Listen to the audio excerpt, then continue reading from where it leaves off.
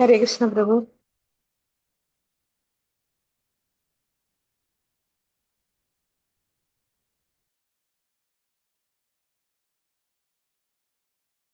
ഹരേ കൃഷ്ണ മാതാജി, ഹരേ Krishna. Just 1 second എന്നൊന്ന് share ചെയ്തോട്ടെ.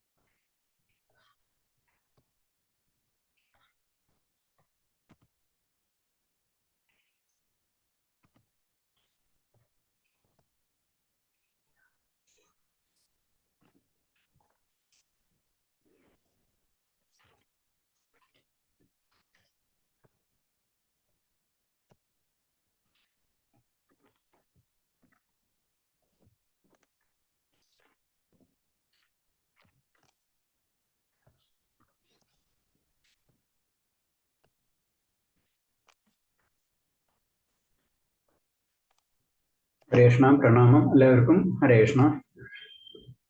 നമുക്ക് ഇന്ന് രണ്ടാമത്തെ ചാപ്റ്റർ അല്ലേ സ്റ്റാർട്ട് ചെയ്യേണ്ടത് മാതാജി? ഹരേ കൃഷ്ണ. प्रभु രണ്ടാമത്തെ ചാപ്റ്റർ. ഹരേ കൃഷ്ണ. ശരി മാതാജി, നമുക്ക് പ്രാർത്ഥനയിലേക്ക് കടക്കാം. ഓ നമോ ഭഗവതേ വാസുദേവായ, ഓ നമോ ഭഗവതേ വാസുദേവായ, ഓ നമോ ഭഗവതേ വാസുദേവായ. നാരായണം നമസ്കൃത്യം നരം ചൈവ നരോത്തമം ദേവീം സരസ്വതീം വ്യാസം തതോ ജയമുദ്രയേത് നഷ്ടപ്രായേഷു ഭദ്രേഷു നിത്യം ഭാഗവത സേവേ ഭാഗവത ഉത്തമ ശ്ലോകേ ഭക്തിർഭവതി നഷ്ടകി മൂകം കരോതി വാചാലം പങ്കും ലംഘയതേ ഗിരിയത് കൃപതമഹം വന്ദേ പരമാനന്ദ മാധവ ശ്രീ ഗുരുദീനധാരിണം ശ്രീ ചൈതന്യമീശ്വരം ജ്ഞാനതിമിരാന്ധ്യസ്യ ജ്ഞാനാഞ്ജലശലാകയ ചക്ഷുർമിലിതം യേന തസ്മൈ ശ്രീ ഗുരുവേ നമഃ. ശ്രീ ചൈതന്യം മനോഭീഷ്ടം സ്ഥാപിതം യേന ഭൂതലേ സ്വയം രൂപകഥ മഹ്യം ദദാതി സ്വഭാന്തികം വന്ദേഹം ശ്രീഗുരു ശ്രീയുതപദകമലം ശ്രീഗുരും വൈഷ്ണവാംസ ശ്രീരൂപം സാഗരജാതം സഹണ രഘുനാഥാനിതം ത്വം സജീവം സാദേവം സാവധൂതം പരിജന സഹിതം കൃഷ്ണ ചൈതന്യ ദേവം ശ്രീ.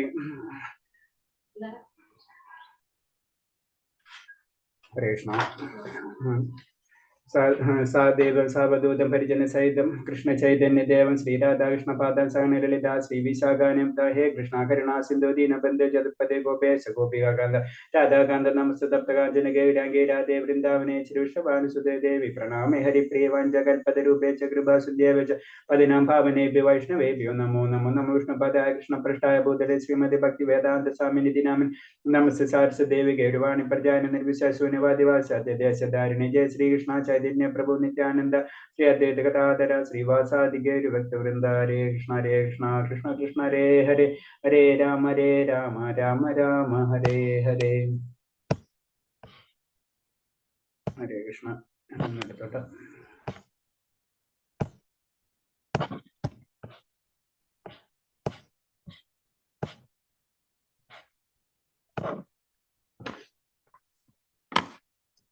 ഓ നമോ ഭഗവതേ വാസുദേവായ നമോ. ഭഗവാദിക്ക് ജയ, ഗുരുദേവ് ജയ, അനന്തകോടി വൈഷ്ണവർക്ക് ജയ. ഹരേ കൃഷ്ണ. അപ്പൊ ഇന്നത്തെ അധ്യായം. ഹരേ കൃഷ്ണ പ്രഭു, ഹോസ്റ്റ് ചെയ്യണേ. ഓഹോ യെസ്.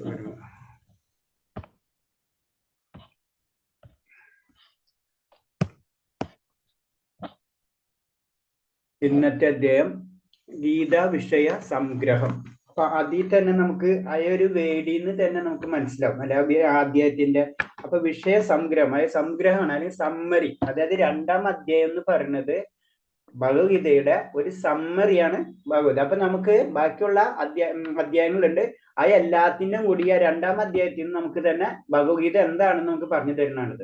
അപ്പൊ അതിൽ ശരിക്കും നമുക്കറിയാം കർമ്മയോഗം ഉണ്ടാവും, അതുപോലെ തന്നെ ഭക്തിയോഗം ഉണ്ടാവും, ജ്ഞാനയോഗം. ഇതിലാണ് നമുക്ക് എല്ലാ കാര്യങ്ങളും ഒറ്റയടിക്ക് കിട്ടും.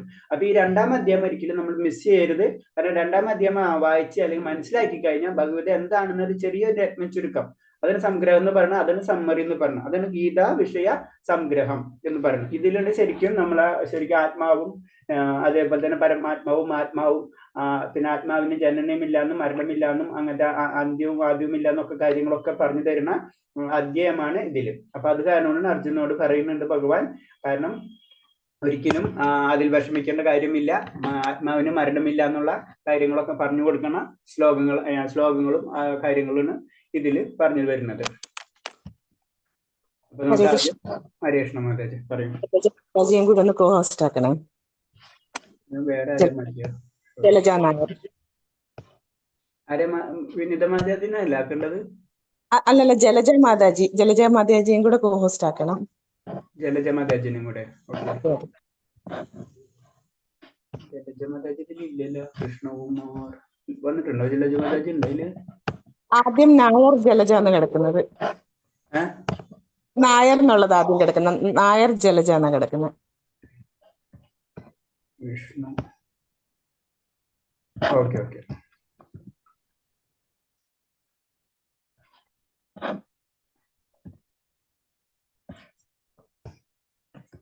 ഓക്കെ മാതാജി ചെയ്തു. ഇനി നമ്മള് അധ്യായം 2 നമുക്ക് കിടക്കാം. അതിൽ ഫസ്റ്റ് സഞ്ജയ് പറയുന്നതാണ്. അപ്പൊ സഞ്ജയ് ഉവാച തം തദാ കൃപയാവിഷ്ടം അശ്രുപൂർണകുലേഷണം വീക്ഷിതന്തമിദം വാക്യം ഉവാച മധുസൂദന. സഞ്ജയൻ പറഞ്ഞു, അങ്ങനെ കരുണാർദ്ദനായി ആശ്രുക്കൾ നിറഞ്ഞ കണ്ണീരോടെ നിൽക്കുന്നവനായ അർജുനനെ കണ്ടിട്ട് മധുസൂദനൻ പറഞ്ഞു. അപ്പൊ ഇങ്ങനെ നമുക്കറിയാം, കഴിഞ്ഞ അധ്യായത്തില് അർജുനൻ ആകെ വിഷമിച്ചിട്ട് ഗാന്ഡീവൊക്കെ താഴ്ത്തി വെച്ചിട്ട് എനിക്കിനി യുദ്ധം ചെയ്യാൻ പറ്റുന്നില്ല, അങ്ങനെ ആകെ വിഷമത്തിലിരിക്കുന്ന സമയമാണ്. ആ സമയത്ത് ശരിക്കും മധുസൂദനൻ, അതായത് ഭഗവാൻ അർജുന ആശ്വസിപ്പിക്കാൻ തുടങ്ങുന്നു. അതാണ് ഇതിന്റെ ഫസ്റ്റ് ശ്ലോകത്തില് പറയുന്നത്. അതിൽ പറയണെന്ന് വെച്ച് കഴിഞ്ഞാൽ നമുക്കറിയാം, ഭൗതികമായ അനുകമ്പയും വിലാപവും കണ്ണീരിനുമെല്ലാം ആത്മാവിനെ കുറിച്ചുള്ള അജ്ഞാനത്തിന്റെ ലക്ഷണങ്ങളാണ്. ശാശ്വതമായ ആത്മാവിനോടുള്ള അനുകമ്പയാണ് ആത്മസാക്ഷാത്കാരം. അപ്പൊ എന്ത് പറയണെന്ന് വെച്ച് കഴിഞ്ഞാല്, ഇത് ശരിക്കും ഈ കണ്ണീരും വിലാപവും അതൊക്കെ അനുകമ്പയും ഇതൊക്കെ ശരിക്കും ഭൗതികമായിട്ടുള്ള കാര്യങ്ങളാണെന്നാണ് പറയുന്നത്. ശരിക്കും അത് കാരണം കൊണ്ട് തന്നെ ആത്മാവിന്റെ അജ്ഞാനത്തെ പറ്റിയാണ് എന്ത് പറയുന്നത്. ശരിക്കും ആത്മാവിന് നമുക്കറിയാം, ആത്മാവ് ഒന്നും ചെയ്യിപ്പിക്കണില്ല, ചെയ്യുന്നതുമില്ല. ആത്മാവ് എപ്പോഴും പൂർണ്ണമായിട്ട് പരമമായ ആനന്ദത്തിൽ നിൽക്കുന്നതാണ് ആത്മാവ്. അപ്പൊ ആത്മാവത്തിന് ഒരു അനുകമ്പയോ ഒരു വിലാപമോ കണ്ണീരോ ഒന്നും ഉണ്ടാവില്ല. അതാണ് ആത്മാവിന്റെ പ്രത്യേകത. കാരണം എന്താണ്? ആത്മാവിന് അങ്ങനെ വരാനുള്ള കാരണം എന്താണ്? ആത്മാവിന് അങ്ങനെ വരാനുള്ള കാരണം എന്താണ്? ആരെങ്കിലും ഒന്ന് പറയാൻ പറ്റുമോ? എന്തുകൊണ്ടാണ് ആത്മാവിന് അനുകമ്പയില്ല, വിലാപവും ഇല്ല, കണ്ണീരും ഇല്ല എന്ന് പറയാൻ കാരണം എന്താണ്? അതായത് അതിന് കാരണം എന്ന് വെച്ച് കഴിഞ്ഞാൽ, നമ്മൾ സിമ്പിളായിട്ട് ചിന്തിച്ചാൽ മതി, മനസ്സിലാക്കണമെങ്കിൽ ആത്മാവ് എന്ന് പറയുന്നത് ഭഗവാന്റെ അംശമാണ്. അപ്പൊ ഭഗവാൻ എന്ന് പറയുമ്പോൾ, ഭഗവാൻ നമുക്കറിയാം, ഭഗവാൻ എപ്പോഴും ആ ചിത്തന് ശാശ്വതമായിട്ടുള്ള ആനന്ദം, സച്ചിദാനന്ദ വിഗ്രഹമാണ് അല്ലെ. എപ്പോഴും പരമായ ആനന്ദത്തിൽ നിൽക്കുന്നതാണ് ഭഗവാൻ. അപ്പൊ ഭഗവാന്റെ അംശമായ ആത്മാവും അത് തന്നെയായിരിക്കും. അതാണ് അതിന്റെ കാരണം. അപ്പൊ ആത്മാവ് ഭഗവാനിൽ നിന്ന് വേറിട്ടതാണെങ്കിലും ഭഗവാന്റെ അംശമായത് കാരണം ഭഗവാന്റെ സ്വഭാവം തന്നെ ആയിരിക്കും ആത്മാവ്. ബാക്കിയുള്ളത് അതിന്റെ ചുറ്റുമായിട്ടുള്ള കാര്യങ്ങളാണ്, അതിന് ഭൗതികത. ഈ ഭൗതികതയിലാണ് അനുകമ്പയും വിലാപവും കണ്ണീരും. അതാണ് പറഞ്ഞ ഭൗതികം, അനുകമ്പയും വിലാപവും കണ്ണീരിനുമെല്ലാം ആത്മാവിനെ കുറിച്ചുള്ള അജ്ഞാനത്തിന്റെ ലക്ഷണം. ഇതൊക്കെ അജ്ഞാനത്തിന്റെ ലക്ഷണമാണെന്നാ പറയുന്നത്. കാരണം ജ്ഞാനം കിട്ടിക്കഴിഞ്ഞു കഴിഞ്ഞാൽ നമുക്ക് എന്ത് മനസ്സിലാവും? ആത്മാവുണ്ടെന്നും ആ ആത്മാവ് ഭഗവാന്റെ അംശമാണെന്നും ആ ആത്മാവ് ഒരു കാര്യം ചെയ്യുകയില്ല, ചെയ്യിപ്പിക്കുകയില്ല, എപ്പോഴും പരിപൂർണമായിട്ടുള്ള ആനന്ദ ചിത്തനായിരിക്കും ആത്മാവ്. അതാണ് പറഞ്ഞത്. അപ്പൊ ശാശ്വതാത്മാവിനോട് അനുകമ്പയാണ് ആത്മസാക്ഷാത്കാരം. അപ്പൊ എന്താണ് ശരിക്കും നമ്മൾ ആത്മസാക്ഷാത്കാരം എന്ന് പറയുന്നത്? നമ്മളെ തന്നെ തിരിച്ചറിയുന്ന ഒരു അവസ്ഥ. അതാണ് ആത്മസാക്ഷാത്കാരം. ആത്മാവിനെ സാക്ഷാത്കരിക്കണം, നമ്മുടെ ആത്മാവിനെ നമ്മൾ സാക്ഷാത്കരിക്കുക. അപ്പൊ അതാണ് ശരിക്കും വേണ്ടതെന്നാ പറഞ്ഞത്. നമ്മൾ ആത്മാവിന് എന്താ വേണ്ടത് അത് നമ്മൾ കൊടുക്കുക. അത് കൊടുക്കുക എന്ന് പറഞ്ഞു കഴിഞ്ഞാൽ ശരിക്കും ആ പരമാനന്ദമായിട്ടുള്ള ആനന്ദം ആത്മാവിന് കൊടുക്കണമെങ്കിൽ അൾട്ടിമേറ്റ് ആ ആനന്ദം നിൽക്കുന്നത് എങ്ങനെ? ഭഗവാന്റെ നമ്മുടെ സ്വരൂപം എന്ന് പറയുന്നത്, മൂല സ്വരൂപം എന്ന് പറയുന്നത് ഭഗവാന്റെ നിത്യദാസൻ എന്നാ പറയുന്നത്. അപ്പൊ ഭഗവാനെ സേവിക്കുമ്പോഴോ ആ ആത്മാവിന് ആ പരമമായ ആനന്ദം ലഭിക്കുള്ളൂ. അതാണ് വേണ്ടത്. അതിന് നമ്മൾ നമ്മൾ ആത്മാവിനെ അറിയാൻ പറയുന്നത്. അതാണ് അതുപോലെ ശാശ്വതമാത്മാവിനുള്ള അനുകമ്പയാണ് ആത്മസാക്ഷാത്കാരം. അപ്പൊ നമ്മൾ ഇപ്പൊ ഈ ലോകത്ത് ചെയ്യുന്ന എന്താണെന്ന് വെച്ച് കഴിഞ്ഞാൽ നമ്മൾ ഇന്ദ്രിയങ്ങൾക്ക് പിറകെ പോകണം. അപ്പൊ ഇന്ദ്രിയങ്ങൾക്ക് പിറകെ പോകുമ്പോഴാണ് ഇന്ദ്രിയത്തിന് സന്തോഷത്തിന് വേണ്ടി നമ്മൾ ശ്രമിക്കുന്നത്. നമ്മൾ ചെയ്യേണ്ടതെന്ന് വെച്ച് കഴിഞ്ഞാൽ ആത്മാവിനെ സന്തോഷിപ്പിക്കാൻ വേണ്ടിയാണ് ചെയ്യേണ്ടത്. ആത്മാവിനോടാണ് അനുകമ്പ വേണ്ടതെന്നാണ് പറയുന്നത്. അതുപോലെ മധുസൂദന, പണ്ട് മധു എന്ന രാക്ഷസനെ ഭഗവാൻ കൃഷ്ണൻ കൊന്നിട്ടുണ്ട്. ഇപ്പോൾ അർജുന വേണ്ട തന്റെ കൃത്യനിർവഹണത്തിന് തടസ്സമായി നിൽക്കുന്ന വ്യാമോഹത്തെന്ന അസുരനെ നശിപ്പിക്കലാണ്. അപ്പൊ ശരിക്കും അർജുനൻ അറിയാം ഇത് എനിക്കുണ്ടാവുന്ന വിലാപം ഇതൊന്നും ശരിയല്ല എന്ന് അറിയാം. പക്ഷെ എന്നിരുന്നാലും അർജുനൻ അത് അത് സ്റ്റോപ്പ് ചെയ്യാനും പറ്റുന്നില്ല. നമുക്കറിയാം, നമുക്ക് ഭൗതിക കാര്യങ്ങൾ ചെയ്യുന്ന സമയത്ത് നമുക്ക് തോന്നും അത് തെറ്റാണ്, ശരി, അതൊക്കെ നമുക്ക് അറിയാം. പക്ഷെ എന്നാലും നമ്മൾ ചെയ്യേണ്ട ചില സമയത്ത് നമ്മൾ ചെയ്തു പോകും, അല്ലെ? നമുക്ക് അങ്ങനത്തെ പല സാധ്യതകളും ഉണ്ട്. അപ്പൊ അതേപോലെ തന്നെ അർജുനനും ഇതൊക്കെ കുറെ അറിയാം. കാരണം അർജുനന് വൈദികമായിട്ടുള്ള ജ്ഞാനമുള്ള വ്യക്തിയാണ്. അപ്പൊ അർജുനനെ അറിയാം. അപ്പൊ അർജുനൻ പറയണെന്ന് വെച്ചാൽ എനിക്ക് എന്റെ കൃത്യനിർവഹണത്തിന് തടസ്സമായി നിൽക്കുന്ന വ്യാമോഹം എന്ന അസുരനെ നശിപ്പിക്കുക. അപ്പൊ ശരിക്കും ഭഗവാന്റെ ശക്തി എന്ന് പറഞ്ഞത് അസുരന്മാരെ നശിപ്പിക്കുക എന്നുള്ളതാണ്. ഭഗവാൻ നമുക്കറിയാം, യുഗം തോറും ഭഗവാൻ അവതരിക്കുന്നത് തന്നെ അസുരന്മാരെ നിഗ്രഹിക്കാനാണ്, അല്ലെ? അപ്പൊ അതേപോലെ തന്നെ ഒരു അസുരനാണ് ശരിക്കും പറഞ്ഞു കഴിഞ്ഞാൽ ഇപ്പൊ ഇവിടെ കാണുന്നത്. കാരണം അർജുനൻ ആ വിലാപയും അനുഗമ്യം കണ്ണീരും ഇതൊക്കെ ഇൻഡയറക്റ്റ് ആയിട്ട് അസുരന്റെ ഗുണത്തിലേക്കാണ് കൊടുക്കുന്നത്. അപ്പൊ അതിനായ അസുരനെ നിഗ്രഹിക്കണം ഭഗവാനെ എന്ന് അർജുനൻ പ്രാർത്ഥിക്കണേന്ന് ഈ ശ്ലോകത്തിൽ കൂടെ നമുക്ക് മനസ്സിലാക്കുന്നത്. അടുത്തത് നെക്സ്റ്റ്. ശ്രീ ഭഗവാനുവാച കുതസ്ഥിത കസ്മലാമിതം വിഷമേ സമുപസ്ഥിതം അനാരജുഷ്ടസ്യ മസ്വർഗ അകീർത്തികരം അർജുന.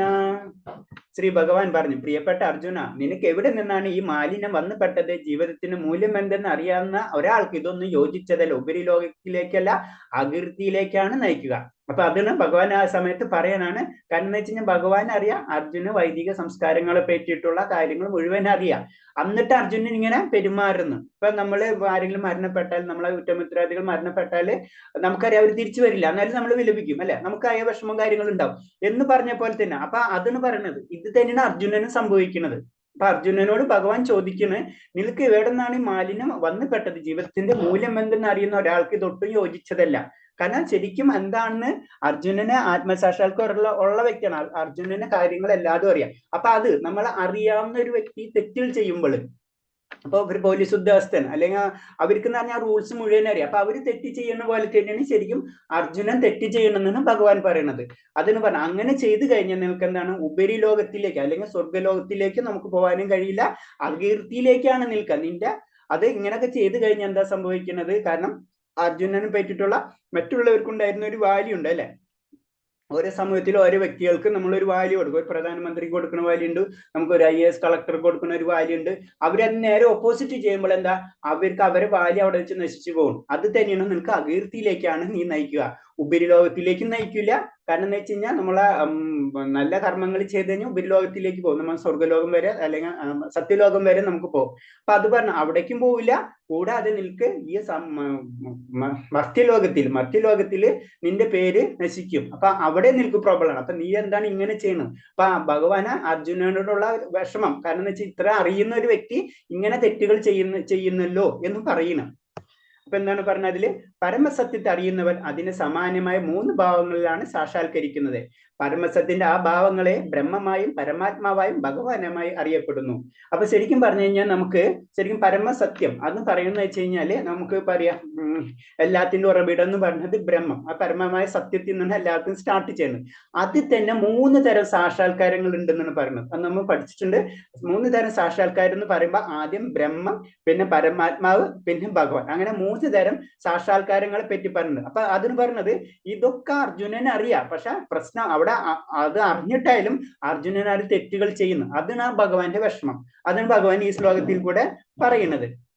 അപ്പൊ ഈ 3 സാക്ഷാത്കാരങ്ങളെയും പറയണത് ഒരു ഉദാഹരണം വെച്ച് പറയണെന്ന് വെച്ച് കഴിഞ്ഞാൽ സൂര്യപ്രകാശം, സൂര്യ ഉപരിതലം, സൂര്യഗ്രഹം എന്നിങ്ങനെ 3 മാനങ്ങളുള്ള സൂര്യനെ ഈ മൂന്ന് ദിവ്യഭാവങ്ങളായി ഉപമിക്കാം.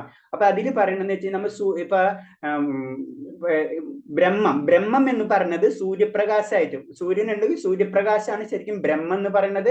സൂര്യ ഉപരിതലാണ് ശരിക്കും എന്ന് പറയുന്നത് പരമാത്മാവ് എന്ന് പറയുന്നത്. സൂര്യഗ്രഹമാണ് ശരിക്കും ഭഗവാൻ എന്ന് പറയുന്നത്. അപ്പൊ നമ്മുടെ ലക്ഷ്യം എന്ന് പറയുന്നത് ശരിക്കും സൂര്യഗ്രഹമാണ്, അതല്ലെങ്കിൽ ഭഗവാനായിരിക്കണം സാക്ഷാത്കാരം. അപ്പൊ സൂര്യപ്രകാശം എന്ന് പറയുമ്പോൾ അവിടെ ഒരു ശക്തി ഉണ്ട്, മനസ്സിലായി, ഒരു ബ്രഹ്മം, അതിനൊരു ശക്തി ഉണ്ടെന്ന് പറയുന്നത്. അതിന്റെ അപ്പുറത്താണ് സൂര്യ ഉപരിതൽ, അതിനെ നിലനിർത്തണ, അതിനെ കൺട്രോൾ ചെയ്യുന്ന ഒരു സൂര്യ ഉപരിതലുണ്ട്. പിന്നെ സൂര്യഗ്രഹമുണ്ട്, അതിൽ നിന്നാണ് എല്ലാതും വരുന്നത്. അതാണ് അതില് പറയുന്നത്. അപ്പൊ ശരിക്കും ഒരു സാക്ഷാത്കാരത്തിന്റെ 3 തലങ്ങളാണ് പറയുന്നത്. ആദ്യം ബ്രഹ്മസാക്ഷാത്കാരത്തിലേക്ക് പോവാം. അതിന് നമ്മൾ ആത്മീയമായിട്ട് നമ്മളെ പറ്റി പഠിക്കുമ്പോൾ നമ്മൾ ആദ്യം തന്നെ ചെയ്യുന്നത് നമ്മൾ ഉള്ളിലേക്ക് നോക്കി, അതാണ് യോഗികളും മറ്റുള്ളവരും ചെയ്യുന്നത്. അതാണ് അവർ ഉള്ളിലേക്ക് നോക്കി ആദ്യം തന്നെ എന്നെ തന്നെ അവർ അറിയണം, അല്ലെ? അതാണ് നമ്മളെ ബ്രഹ്മത്തെ അറിയാന്ന് പറഞ്ഞു കഴിഞ്ഞാൽ ഇൻഡയറക്റ്റ് ആയിട്ട് നമ്മുടെ ജീവാത്മാവിനെ നമ്മൾ അറിയണതാണ്. അപ്പൊ ജീവാത്മാവിനെ അറിഞ്ഞ വ്യക്തിക്ക് പിന്നെ ജീവാത്മാവ് എവിടെ നിന്ന് വന്നെന്ന് നോക്കും. അങ്ങനെയാണ് പരമാത്മാവിലേക്ക് കിടക്കുന്നത്. അപ്പൊ പിന്നെ പരമാത്മാവ് എവിടെ നിന്ന്, അങ്ങനെ വരുമ്പോഴാണ് ഭഗവാനിലേക്ക് വേണം. അങ്ങനെയാണ് അതിന്റെ യോഗ ലാഡർ ഇങ്ങനെ കണക്ട് ചെയ്ത് പോയിക്കൊണ്ടിരിക്കുന്നത്. അപ്പൊ ആദ്യം നമ്മൾ സാധാരണ രീതിയിൽ പരമാത്മാവും, അതായത് ആത്മീയ വിദ്യാഭ്യാസം നേടാൻ ഉദ്ദേശിക്കുന്നത് ആദ്യം അവർ ചെയ്യുന്നത് ആ ബ്രഹ്മത്തെ സ്വയം അന്വേഷിച്ചിട്ട് ആ ബ്രഹ്മത്തെ കണ്ടെത്തി പിന്നെ പരമാത്മയിലേക്കും പിന്നെ ഭഗവാനിലേക്കും അവർ മാറിപ്പോണം. ഒരു ഭക്തനെ സംബന്ധിച്ച് ഭഗവാൻ ഒരു രൂപമുണ്ടെന്നും ആ രൂപത്തെയാണ് നമ്മൾ ആരാധിക്കേണ്ടതെന്നും അതിലൊരു ആത്മീയ ആനന്ദം നമുക്ക് ലഭിക്കുന്നു. അങ്ങനെ പോയിട്ടാണ് അത് പ്രേമഭക്തിയിലേക്ക് ഉയർന്ന് ഏറ്റവും അൾട്ടിമേറ്റ് ആയിട്ടുള്ള ഭഗവാന്റെ ലോകത്ത് അല്ലെങ്കിൽ ഭഗവാൻ സാക്ഷാത്കാരം നടക്കുന്നത്. അതാണ് അതിന്റെ പേരുന്നത്. അപ്പൊ ഭഗവാൻ എന്ന് പറയുമ്പോൾ അത് ലാസ്റ്റ് ആ പോയിന്റ് എന്ന് പറയുമ്പോൾ അവിടെ സമ്പത്ത്, ശക്തി, യശസ്, സൗന്ദര്യം, ജ്ഞാനം, ത്യാഗം എന്നിവയെ പരിപൂർണമായി ഉൾക്കൊള്ളുന്നതാണ് പരമപുരുഷൻ. അപ്പൊ ഭഗവാൻ എന്ന് പറയുന്നത് ഈ 6 ശക്തികൾ ഉണ്ടെന്ന് പറഞ്ഞു. ഈ 6 ശക്തികളും ഏറ്റവും അൾട്ടിമേറ്റ് ഉള്ള വ്യക്തിയാണ് ശരിക്കും ഭഗവാൻ. അപ്പൊ അവിടെ ഇതെല്ലാതും ഉണ്ട്. അവിടെ ശക്തി, ഭഗവാന്റെ സമ്പത്തിനെ പറ്റി അറിയാം. ഈ ലോകം മുഴുവനും ഭഗവാന്റെയാണ്. അപ്പൊ ഭഗവാന്റെ ശക്തി, ഭഗവാന് എല്ലാ കാര്യങ്ങളും, പല അവതാരങ്ങളും ഭഗവാൻ ചെയ്യുന്ന കാര്യങ്ങൾ, ഭഗവാന്റെ യശസ്, അത് വാനോളം നമുക്ക് ചിന്തിക്കാൻ പറ്റാത്തതാണ് ഭഗവാന്റെ. അത് സൗന്ദര്യം, അല്ലെ? ഭഗവാന്റെ പറയണമെന്ന് വെച്ച് കഴിഞ്ഞാൽ ഭഗവാൻ 125 വയസ്സുള്ളപ്പോഴും ഭഗവാന്റെ ശരിക്കും കാണുന്നത് 16-18 ആ വയസ്സ്, അതേ സൗന്ദര്യം തന്നെ പറയണത്. അതുപോലെ തന്നെ ജ്ഞാനം, ഭഗവാന്റെ ജ്ഞാനം എന്ന് പറയുന്നത് ഭഗവാൻ തന്നെ ജ്ഞാനത്തിന്റെ ഉറവിടമാണ്, അല്ലെ? അതുപോലെ ത്യാഗം, ഇതെല്ലാതും ഭഗവാനിൽ നിന്നാണ് വരുന്നത്. അതാണ് ഭഗവാൻ എന്ന് പറയുമ്പോൾ 6 ഐശ്വര്യങ്ങൾ ഉണ്ടായി കഴിഞ്ഞാലാണ് ഭഗവാൻ എന്ന് പറയാം. 6 ഐശ്വര്യങ്ങളാണ് സമ്പത്ത്, ശക്തി, യശസ്, സൗന്ദര്യം, ജ്ഞാനം, ത്യാഗം. അതാണ് ഇതിൽ പറഞ്ഞു തരുന്നത്. അടുത്തത് ക്ലൈബ്യം മാംസകമപാർത്ത നൈത്യത്വയു പ്രബധ്യതേ ശുദ്രഹൃദയദർലഭ്യം ദിക്തോദിഷ്ട പരന്ധഭാം. ഹേ പാർത്ത, തടന്താണ് ഈ ആണത്വമില്ലായ്മകൾക്ക് അതീതനാകരുത്. നിനക്ക് യോജിച്ചതുമല്ല ഇത്. ശത്രുക്കളെ ജയിക്കുന്നവന് ശുദ്രമായ ഹൃദയ ദൗർബല്യത്തെ ഉപേക്ഷിച്ച് എഴുന്നേൽക്കൂ. അപ്പൊ എന്താ ചെയ്യാ? ആണത്വമില്ലാത്ത എന്ന് പറയുമ്പോൾ കരച്ചില്, വിലാപം, ഇതൊക്കെ എന്ന് പറഞ്ഞത് ഏറ്റവും തരം താഴ്ന്ന ലെവലാണ്. കാരണം എന്ന് വെച്ച് കഴിഞ്ഞാൽ ഒന്നും ചെയ്യാൻ പറ്റാത്ത വ്യക്തികളാണ് അങ്ങനത്തെ കാര്യങ്ങൾ ചെയ്യുക. അതിന് ഭഗവാൻ അത്രയും വളരെ ഇതായിട്ടാണ് അർജുനനെ ഒരു ശാസനയാണ് കൊടുക്കുന്നത്. നീ എന്താ ചെയ്യണത്? ഇത്രയും ആണത്വമില്ല, അത്ര ആ വേർഡ് തന്നെയാണ് ഭഗവാൻ ഉപയോഗിക്കുന്നത്. നിനക്കതൊരിക്കലും യോജിച്ചതില്ല. കാരണം അർജുനൻ എന്ന് പറഞ്ഞത് ലോകം മുഴുവൻ കീഴടക്കാൻ പറ്റുന്ന അത്രയും ധനുഷ്ധാരിയാണ്, അല്ലെ? അപ്പൊ അത്രയും പവർഫുൾ ആയിട്ടുള്ള ഒരാൾ ഒന്നും ചെയ്യാൻ എനിക്ക് അറിയില്ല എന്നും പറഞ്ഞിട്ടിരിക്കുന്നത് അവന്റെ ആണത്വമില്ലായ്മയാണ്. അത് അത്രയും ക്ലിയർ കട്ട് ഭഗവാൻ പറയുന്നത്. അതിന് ശത്രുക്കളെ ജയിച്ചവനെ ശുദ്രമായ ഹൃദയദൽഭത്തെ ഉപേക്ഷിച്ചെഴുന്നേൽക്കൂ. ഇവിടെ ഇനി ഭഗവാൻ ശരിക്കും അർജുനന് ഒരു മോട്ടിവേഷൻ കൊടുക്കണാണ്. നീ ഇത്രയും വലിയൊരു വ്യക്തിയാണ്, എന്നിട്ട് ചെറിയ കാര്യങ്ങൾ വെച്ചിട്ട് നീ തോൽവി അല്ലെങ്കിൽ നിനക്ക് അകീർത്തികരമായിട്ടുള്ള കാര്യങ്ങളിലേക്ക് നീ കടക്കല്ലേ, അത് വളരെ തെറ്റാ എന്നാണ് പറയുന്നത്. പിന്നെ ഇവിടെ പാർത്ത എന്ന് പറയുന്നത് വെച്ച് കഴിഞ്ഞാൽ പൃഥയുടെ പുത്രൻ. അപ്പൊ എന്താണ്? കൃഷ്ണന്റെ പിതാവായ വാസുദേവരുടെ സഹോദരനും പൃഥ, അത് കുന്തി. അപ്പൊ കുന്തി ദേവി എന്ന് പറയുന്നത് ശരിക്കും വാസുദേവരെ സഹോദരിയാണ്. അപ്പൊ ഒറിജിനലായിട്ട് അവർ തമ്മിൽ ഒരു റിലേഷൻ ഉണ്ട്. അർജുനനും കൃഷ്ണനും തമ്മിൽ ഒരു റിലേഷൻ ഉണ്ട്. അപ്പൊ ആ റിലേഷനും കൂടെ ആവുമ്പോൾ എന്താ സംഭവിക്കുന്നത്? അവിടെ കുറച്ചും കൂടെ ബോണ്ട് വരെയല്ലേ, സ്ട്രോങ് ആയിരിക്കും കാര്യങ്ങൾ പറഞ്ഞു. അപ്പൊ അതും കാരണം കൊണ്ട് ഇത്രയും നല്ല സ്ട്രോങ് ആയിട്ടുള്ള കാരണം കൊണ്ടാണ് സുഹൃത്തുമാണ്, അതുപോലെ തന്നെ ആ ബന്ധമുള്ളത് കാരണം കൊണ്ടാണ് അർജുനനെ ശരിക്കും ഭഗവാൻ ആണത്വമില്ലായ്മ അത്ര രീതിയിൽ വേർഡ് തന്നെ ഉപയോഗിക്കാൻ കാരണം. നമുക്ക് അങ്ങനെയല്ല, നമുക്ക് ഒരാളായിട്ട് അത്ര ക്ലോസ് ആവാ, അതേപോലെ തന്നെ അത്തരം സുഹൃത്താകുമ്പോ അവരോട് നമ്മൾ അവരെ വല്ല തെറ്റ് ചെയ്തിട്ടുണ്ടെങ്കിൽ അത്ര അധികം നമ്മൾ അവരെ സഹായിക്കും അല്ലെ, നിങ്ങൾ ചെയ്ത് ശരിയില്ല എന്ന് പറയും എന്ന് പറഞ്ഞ പോലെ തന്നെ അർജുനനും ഭഗവാനും തമ്മിൽ ആ കണക്ഷൻ പറയണം. അപ്പൊ ഒരു സുഹൃത്ത് മാത്രമല്ല ആ ഒരു റിലേഷനും കൂടെ ഉള്ള കാരണം കൊണ്ട് ആ ബോണ്ട് വളരെയധികം ഉണ്ട്. അതാണ് ഇതിൽ പറഞ്ഞത്. കാരണം കൃഷ്ണനുമായി അർജുനന് രക്തബന്ധമുണ്ട്. പേരിന് മാത്രമുള്ള ക്ഷത്രിയരും ബ്രാഹ്മണരും സ്വപിതാവിന്റെ വില കുറഞ്ഞ സന്തതികളാണ്. അർജുനൻ അങ്ങനെ പൈതൃക ശ്രേഷ്ഠ നഷ്ടപ്പെട്ടവനായി കാണാൻ കൃഷ്ണൻ ഇഷ്ടപ്പെട്ടില്ല. അപ്പൊ എന്താണ് ഇതിൽ വേറൊരു കാര്യം എന്ന് പറയുന്നത് വെച്ച് കഴിഞ്ഞാല് നമ്മൾക്ക് അതായത് ഓരോ കുലത്തിനും ഒരു നമുക്കറിയാം ഏതൊരു കുടുംബ പാരമ്പര്യം സാധാരണ രീതിയിൽ പറയും അല്ലെ. അപ്പൊ ആ കുടുംബ പാരമ്പര്യം വരുമ്പോൾ ആ കുടുംബത്തിന്റെ പാരമ്പര്യം നമ്മൾ നിലനിർത്തണം. അതിൽ നമ്മൾ തെറ്റായിട്ട് ചെയ്തു കഴിഞ്ഞാൽ ആ കുടുംബത്തിന് ആ പരമ്പരയിലേക്ക് തന്നെ ഇത്രയും വലിയൊരു കുരു വംശത്തിലുള്ളതാണ് പാണ്ഡവരും. അപ്പൊ അതിനെ തന്നെ മോശമാക്കണം. അതേപോലെ തന്നെ വാസുദേവരുടെ കുടുംബമാണ് അല്ലെ, കൃഷ്ണനായിട്ടുള്ള റിലേഷൻ. അപ്പൊ വാസുദേവരും അങ്ങനത്തെ എല്ലാവരും കൂടി വരുന്ന സമയത്ത് അത്രയും ആ കുടുംബ പാരമ്പര്യമുള്ള ഒരു വ്യക്തിക്ക്, അത്രയും യോദ്ധാവായിട്ടുള്ള ഒരു വ്യക്തി വളരെ പെട്ടെന്ന് ഇതൊന്നും എനിക്ക് പറ്റില്ല എന്ന് പറഞ്ഞ് മാറുമ്പോൾ അത് കൃഷ്ണൻ ഒട്ടും ഇഷ്ടപ്പെടുന്നില്ല. നമ്മളെപ്പോഴും നമ്മൾ പറയില്ലേ, നമുക്ക് നമ്മുടേതായ ഒരു വാല്യൂ ഉണ്ടെന്ന് പറയില്ലേ. അപ്പൊ നമ്മളൊരു കുടുംബത്തിന് നമുക്കൊരു വാല്യൂ ഉണ്ടെന്ന് പറയില്ല. ആ വാല്യൂ കഴിഞ്ഞ് നമ്മളൊന്നും ചെയ്യില്ല അല്ലെ.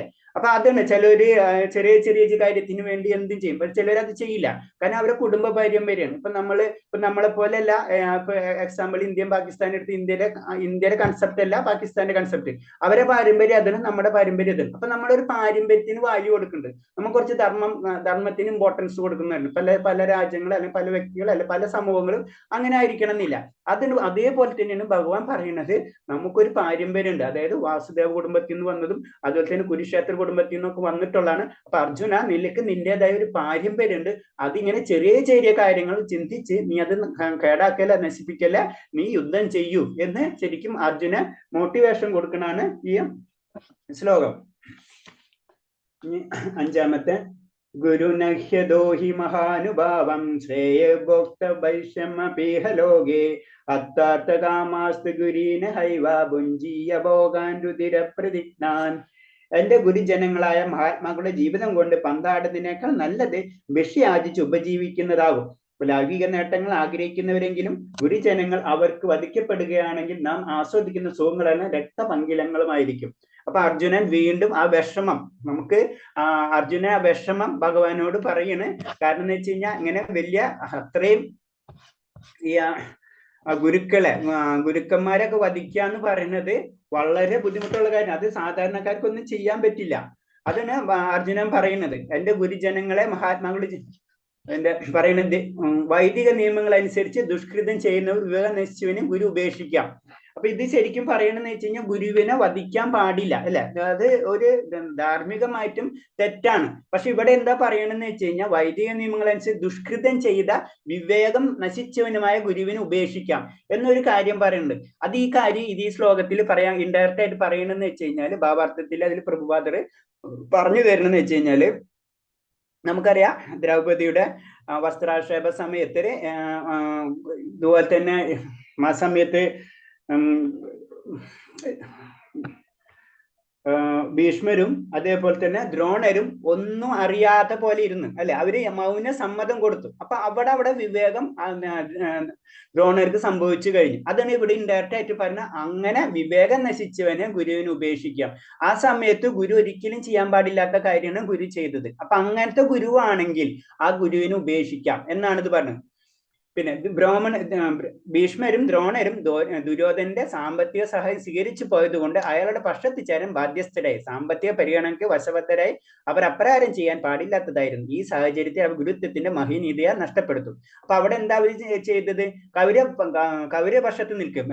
ഭീഷ്മരും ദ്രോണരും ആ കൗരവപക്ഷത്ത് നിൽക്കുകയും, അപ്പൊ കൗരവപക്ഷത്ത് എന്താണ് അവിടെ ഒരു സാമ്പത്തികമായിട്ടും അതുപോലെ തന്നെ ഒരു സ്ഥാനം, ഇതൊക്കെ പ്രതീക്ഷിച്ചിട്ട് അവിടെ നിൽക്കുക ചെയ്ത്. അപ്പൊ മുന്നിൽ കണ്ട ഏറ്റവും വലിയ തെറ്റുകളടക്കം അവർ കണ്ണടക്കുക ചെയ്ത്. അപ്പൊ അങ്ങനെ ചെയ്തിട്ടുണ്ടെങ്കിൽ തീർച്ചയായിട്ടും അതിന് പറഞ്ഞ് അവർ ഗുരുത്വത്തിന്റെ മഹനീയത നഷ്ടപ്പെടുത്തും. അപ്പൊ ഗുരു എന്ന് പറഞ്ഞത് എന്ന് വെച്ച് കഴിഞ്ഞാൽ എന്താ, ശിഷ്യനെ വഴികാട്ടേണ്ടതാണ്. അപ്പൊ വഴികാട്ടേണ്ട ഗുരു തന്നെ ഇങ്ങനെ തെറ്റ് ചെയ്ത് കഴിഞ്ഞാൽ ആ ഗുരുവിന്റെ മഹത്വം നശിക്കപ്പെട്ടു. അതാണ് ഭഗവാൻ ഒരിക്കലും തെറ്റ് ചെയ്തിട്ടുണ്ടെങ്കിൽ അവിടെ അതിന്റെ അപ്പുറത്തില്ല. അതാണ് പറയുന്നത്. നമ്മൾ ശരിക്കും ആ മഹാഭാരത യുദ്ധത്തില് ശരിക്കും ദുര്യോധൻ ഭീമസേനായിട്ട് യുദ്ധം ചെയ്യുന്ന അവസ്ഥയുണ്ട്. അപ്പൊ ശരിക്കും പറയാ ഗദായുദ്ധത്തിൽ ശരിക്കും തുടക്കടിച്ച് കൊല്ലാൻ പാടില്ല, അങ്ങനെ നിയമം. പക്ഷെ ഭഗവാൻ പറയുന്നുണ്ട്, ഇൻഡയറക്റ്റ് ആയിട്ട് ഭീമസേനനെ ഉപദേശിക്കുന്നുണ്ട് തുടക്കടിക്കാൻ. കാരണം എന്ന് വെച്ച് കഴിഞ്ഞാൽ ഇത്തരം തെറ്റ് ചെയ്ത ആൾക്കുണ്ടെങ്കിൽ അവിടെ ധർമ്മം എന്ന് പറഞ്ഞാൽ അവിടെ നടന്നിട്ട് കാര്യമില്ല. കാരണം അത്ര അധർമ്മമാണ് ചെയ്തിട്ടുള്ളത്. അതിന് വേണ്ടിയിട്ടാണ് ശരിക്കും ഗദായുദ്ധം എടുക്കുന്നത് തന്നെ ദുര്യോധനൻ. അങ്ങനെ അതിന്റെ കഥകൾ ബാക്കിലേക്ക് വരെയുണ്ട്. അപ്പൊ ഇത്രയാണ് നമ്മൾ അതിൽ നിന്ന് മനസ്സിലാക്കേണ്ട ഈ തത്വം ഇത്രേ ഉള്ളൂ. കാരണം എന്ന് വെച്ച് കഴിഞ്ഞാൽ ഒരു ഗുരു എന്ന് പറഞ്ഞു കഴിഞ്ഞാൽ അത് ഓരോരുത്തർക്കും ഒരു റോൾ ഉണ്ട്. ആ റോള് കഴിഞ്ഞിട്ട് അവരത് തെറ്റ് ചെയ്ത് കഴിഞ്ഞ് പിന്നെ ആ റോളിന് അവര് അധികാരമില്ല. ഇപ്പൊ പ്രധാനമന്ത്രിക്ക് ഒരു റോൾ ഉണ്ട്, അല്ലെങ്കിൽ പോലീസിന്റെ റൂൾസ് ഉണ്ട്. ആ റൂൾസ് ഒന്നും അവർ തെറ്റിച്ചിട്ട് ഇനി ഞാൻ പോലീസാണ് അല്ലെങ്കിൽ ഞാൻ പ്രധാനമന്ത്രി എന്ന് പറഞ്ഞു കഴിഞ്ഞാൽ അതിന് അവിടേക്ക് വാലില്ലേ എന്ന് പറഞ്ഞ പോലെ തന്നെ ഗുരുവിന് ഗുരുവിൻ്റെത് വാല്യുണ്ട്. ആ ഗുരു ആ വാല്യു കളഞ്ഞു. അതാണ് ഇതില് പറയുന്നത്. പക്ഷെ അർജുനന്, കാരണം ഒരു ഭക്തൻ എപ്പോഴും അങ്ങനെ തന്നെയാണ്. ഭക്തൻ എപ്പോഴും എന്താ സംഭവിക്കുന്നത് വെച്ച് കഴിഞ്ഞാൽ ശത്രുവിനെ പോലെ മിത്രം പോലെയാണ് കരുതാം. ശത്രു ഒരു വിഷമം കാണുമ്പോ അതില് മനസ്സ്, അതിന് മൃദുലമായിട്ടുള്ള മൃദുലമായിട്ടുള്ള ഹൃദയം. ആ മൃദുല ഹൃദയത്തിൽ എന്താ സംഭവിക്കുക എന്ന് വെച്ച് കഴിഞ്ഞാൽ ഭക്തനാകുമ്പോ ഹൃദയം വളരെ മൃദുലാവും. അപ്പൊ ശത്രുക്കളെ പോലും അതേപോലെ കാണാൻ പറ്റുള്ളൂ. അതാണ് ഇപ്പൊ അർജുനന് സംഭവിച്ചുകൊണ്ടിരിക്കുന്നത്. അതാണ് പറയുന്നത്, അതിന് അർജുനൻ ഈ ശ്ലോകത്തിലൂടെ പറഞ്ഞത് അതെനിക്ക് വളരെ ബുദ്ധിമുട്ടുള്ള കാരണം ഗുരുജനങ്ങളെ വധിക്കാന്നുള്ളത്. പിന്നെ അടുത്തത് ോ യദോ ജയാമയതി വനോ ജയേയോ യാനേവ ഹത്വജ്ഞജിജീവിഷാമ സപ്തവസ്ഥിത പ്രമുഖരാഷ്ട്രോ. അവരെ ജയിക്കുന്നതോ അവരാൽ തോൽപ്പിക്കപ്പെടുന്നതോ ഏതെന്നാണ് നല്ലതെന്ന് നമുക്ക് അറിഞ്ഞുകൂടാ. ധൃതരാഷ്ട്രപുത്രന്മാരെ കൊന്നിട്ട് നാം എന്തിന് ജീവിച്ചിട്ട് എന്ത് കാര്യം? എങ്കിലും അവർ ഇപ്പോൾ ഈ യുദ്ധത്തിന് നമ്മുടെ മുൻപാകെ നിൽക്കുന്നു. അപ്പൊ ശരിക്കും അർജുനൻ ഈ ശ്ലോകത്തിൽ വളരെ കൺഫ്യൂസ്ഡ് സ്റ്റേജിലായി വന്ന് നിൽക്കണേ. ഞാൻ അവരെ ജയിക്കുന്നതാണോ അവരാ തോൽപ്പിക്കപ്പെടുന്നതാണോ, ഏതാണ് നല്ലതെന്ന് അറിഞ്ഞൂടാ. അപ്പൊ ഭഗവാൻ പറയുന്നുണ്ടല്ല, ഇങ്ങനത്തെ അകീർത്തിപരമായിരിക്കും നിന്റെ ധാർമ്മികമായിട്ടുള്ള വൈദിക ജ്ഞാനങ്ങൾ വെച്ച് നോക്കുമ്പോൾ നീ ചെയ്യുന്ന തെറ്റെന്നൊക്കെ ഇങ്ങനെ പറയുന്നുണ്ട്. അപ്പൊ അർജുനൻ അത് ചെയ്യാനും പറ്റുന്നില്ല. അപ്പൊ ഞാൻ ജയിക്കുന്നതാണോ നല്ലത്, എന്നെ അവര് തോൽപ്പിക്കുന്നതാണോ നല്ലത്, ഏതാണ്? അതുപോലെ തന്നെ ഇത്തരം സഹോദരങ്ങളാണല്ലോ, ധൃതരാഷ്ട്രപുത്രന്മാരാണെങ്കിലും സ്വന്തം സഹോദരന്മാരാണ്. ഇവരൊക്കെ ഞാൻ വധിച്ചിട്ട് എന്ത് കാര്യം? അപ്പൊ അർജുനൻ ആകെ ആയ മാനസികമായിട്ടുള്ള വ്യാകുലതയാണ് ഈ ശ്ലോകത്തിൽ കൂടെ പറയുന്നത്. അപ്പൊ അത്രയും മാനസികമായിട്ടുള്ള അവസ്ഥയിൽ വന്ന് നിൽക്കണം. ഇനിയാണ് അടുത്ത ശ്ലോകത്തിൽ ഡീറ്റെയിൽ ആയിട്ട് പറയുന്നത്. അപ്പൊ അതിന്റെ ഈ ശ്ലോകത്തിന്റെ ഡീറ്റെയിൽമെന്റ് പറയുന്നത്, അർജുനൻ മഹാനായ ഒരു ഭഗവഭക്തൻ മാത്രമല്ല അത്യന്തം വിവേകശാലിയും സുനിയന്ത്രിതവുമായ മനസ്സും ഇന്ദ്രിയങ്ങളും ഉള്ളവനാണെന്ന് വ്യക്തമാക്കുന്നുണ്ട്. കാരണം എന്ന് വെച്ച് കഴിഞ്ഞാൽ ഭഗവഭക്തൻ മാത്രമല്ല, പിന്നെ അതെല്ലാം എല്ലാ കാര്യങ്ങളും അറിവുള്ള വ്യക്തിയാണ്. ഭക്തന് മാത്രമല്ല, അത് വൈദിക ഗ്രന്ഥങ്ങളും അങ്ങനെ എല്ലാ കാര്യങ്ങളും അറിയുന്ന ഒരു വ്യക്തിയാണ്. അതിന് ഇതിന്ന് മനസ്സിലാണ്. അത് കാരണം കൊണ്ടാണ് അർജുനന് ആ സംശയം വരുന്നത്. കാരണം ഇത് രണ്ടും ചെയ്താലും പ്രശ്നം, ഞാൻ ജയിച്ചാലും അതേപോലെ തന്നെ എന്നെ തോൽപ്പിച്ചാലും പ്രശ്നമാണെന്ന് അർജുനന് അറിയാം. പക്ഷെ ഇതിന്റെ ഒരു സോൾവ്, അത് എങ്ങനെയാണ് അടുത്ത സ്റ്റെപ്പ് ചെയ്യേണ്ടതെന്ന് അർജുനന് മനസ്സിലാവണില്ല. അങ്ങനത്തെ ഒരു സ്റ്റേജിൽ വന്ന് അർജുനൻ നിൽക്കുന്നതാണ്. രാജകുടുംബത്തിൽ പിറന്നവനാണെങ്കിലും താൻ ഭിക്ഷാടനത്തിൽ ജീവിച്ചു കൊള്ളാമെന്ന നിലപാട് അദ്ദേഹത്തിന്റെ നിസ്സംഗതയെ വെളിപ്പെടുത്തുന്നു. അപ്പൊ ഇതേപോലെ തന്നെ കാരണം രാജാവ് ഒരിക്കലും ഭിക്ഷാടനത്തിന് പോവില്ലല്ലേ. അപ്പൊ അത്രയുമായ മറ്റുള്ളവരെ വധിക്കേണ്ട വിഷമാണ് പറയുന്നത്. അപ്പൊ അർജുനന് അത് ചെയ്യാൻ തോന്നുന്നില്ല. അതാണ് നിസ്സംഗത എന്ന് പറയുന്നത്. അദ്ദേഹത്തിന്റെ പവർ അദ്ദേഹത്തിന് എടുക്കാൻ പറ്റുന്നില്ല. അതാണ് നിസ്സംഗത എന്ന് വെളിപ്പെടുത്തുന്നു. തന്റെ ആത്മീയ ഗുരുവായ കൃഷ്ണന്റെ നിർദ്ദേശങ്ങളിലുള്ള ദൃഢവിശ്വാസവും സ്വതസിദ്ധമായ ഗുണവിശേഷങ്ങൾ കൂട്ടിച്ചേർന്നപ്പോൾ അദ്ദേഹം ധർമ്മനിഷ്ഠയ്ക്ക് മാറ്റുകൂടുന്നു. അപ്പൊ ഇനി ഇതൊക്കെ ഇങ്ങനെ ഭഗവാൻ ഇങ്ങനെ ഓരോന്ന് ഉപദേശിക്കുന്നുണ്ട്. വേദഗ്രന്ഥങ്ങളിലുള്ള അറിവുകൾ കിട്ടുന്നുണ്ട്. അങ്ങനെയൊക്കെ വരുമ്പോൾ എന്താ സംഭവിക്കുന്നത്? ധർമ്മനിഷ്ഠയ്ക്ക് അപ്പൊ കുറച്ചും കൂടെ നമുക്ക് പല കാര്യങ്ങളും പറയാം. അതിൽ കൂടാതെ മറ്റുള്ളവർ അതും കൂടെ ഇപ്പൊ നമ്മൾ പറയപ്പോൾ 10th 12th പഠിക്കുമ്പോൾ നമ്മൾ കുറെ കാര്യങ്ങൾ പഠിച്ചിട്ടുണ്ടാവും. പിന്നെ ഒരാൾ പഠിക്കുന്ന കുട്ടികളെ അല്ലെങ്കിൽ ടീച്ചേഴ്സ് ഒന്നും കൂടെ ഡീറ്റെയിൽസ് ആയിട്ട് പറഞ്ഞു വരുമ്പോൾ നമുക്ക് ഒന്നും കൂടെ പഠിക്കാനുള്ള ആഗ്രഹം അല്ലെങ്കിൽ നമ്മളെ ആ നോളജ് കൂടിക്കൊണ്ടിരിക്കും അല്ലെ. അതിന് പറഞ്ഞത് കൂട്ടിച്ചേർന്നപ്പോൾ അദ്ദേഹത്തിന് ധർമ്മനിഷ്ഠതയ്ക്ക് മാറ്റുകൂട്ടും എന്ന് പറയുന്നു. അപ്പൊ ശരിക്കും അർജുനനായ ബോധോദയം ശരിക്കും അത് എൻലൈറ്റ്മെന്റ് കുറച്ചും കൂടെ കൂടിക്കൊണ്ടിരിക്കുന്നു അതിന് പറഞ്ഞത്. അർജുനൻ മോക്ഷപ്രാപ്തിക്ക് സർവ്വത യോഗ്യനാണെന്ന് ഇതിൽ നിന്ന് വ്യക്തമാക്കുന്നു. അപ്പൊ ആ പോയിന്റിലേക്ക് അർജുനൻ എത്തി തുടങ്ങി. കാരണം ഭഗവാന്റെ ഉപദേശവും സ്വയത്തമായിട്ടുള്ള ആ അറിവ് രണ്ടും കൂടെ ആവുമ്പോൾ എന്തായ മുക്തിയിലേക്ക്. അതിന് നമ്മൾ വേണ്ടത് നമുക്ക് കഴിവുണ്ടാവണം. നമുക്ക് കഴിവുണ്ടായാലോ ഭഗവാന്റെ സഹായത്തോടുകൂടി നമുക്ക് മുന്നിലേക്ക് പോകാൻ കഴിയുള്ളൂ. അപ്പൊ രണ്ടും വേണം. അതിന് അർജുനനും വേണം, അർജുനനെ പോലെ നമുക്ക് എല്ലാ കഴിവുകളും നമ്മൾ ഡെവലപ്പ് ചെയ്തെടുക്കണം. കൂടാതെ ഭഗവാന്റെ ശക്തി ഉണ്ടെങ്കിൽ നമുക്ക് മോക്ഷപ്രാപ്തി ആ ലെവലിലേക്ക് നമുക്ക് ഉയരാൻ കഴിയും. ഇതാണ് ഇതില് ഏറ്റവും ഇമ്പോർട്ടന്റ് ശ്ലോകമാണ് 2-ാം അധ്യായത്തില്. കാർപ്പണ്യദോഷോപഹത സ്വഭാവോ പ്രച്ഛാമി ത്വം കർമ്മ സമ്മൂഢചേതഃ യശ്രേയന്നിശ്ചിത ബ്രൂഹി തന്മേ ശിഷ്യാസ്തേഹം സാധ്യമാം തോ പ്രവന്നം. ദൗർലഭ്യം കൊണ്ട് ആത്മനിയന്ത്രണം നഷ്ടപ്പെട്ട എനിക്ക് കൃത്യനിർവഹണത്തിനെ പറ്റി ഒന്നും വ്യക്തമാകുന്നില്ല. ഈ അവസ്ഥയിൽ എനിക്ക് എന്തെന്നാണ് യോജിച്ചതെന്ന് പറഞ്ഞു തരണം. ഞാനിപ്പോൾ അങ്ങയെ ശരണം പ്രാപിച്ച ശിഷ്യനാണ്.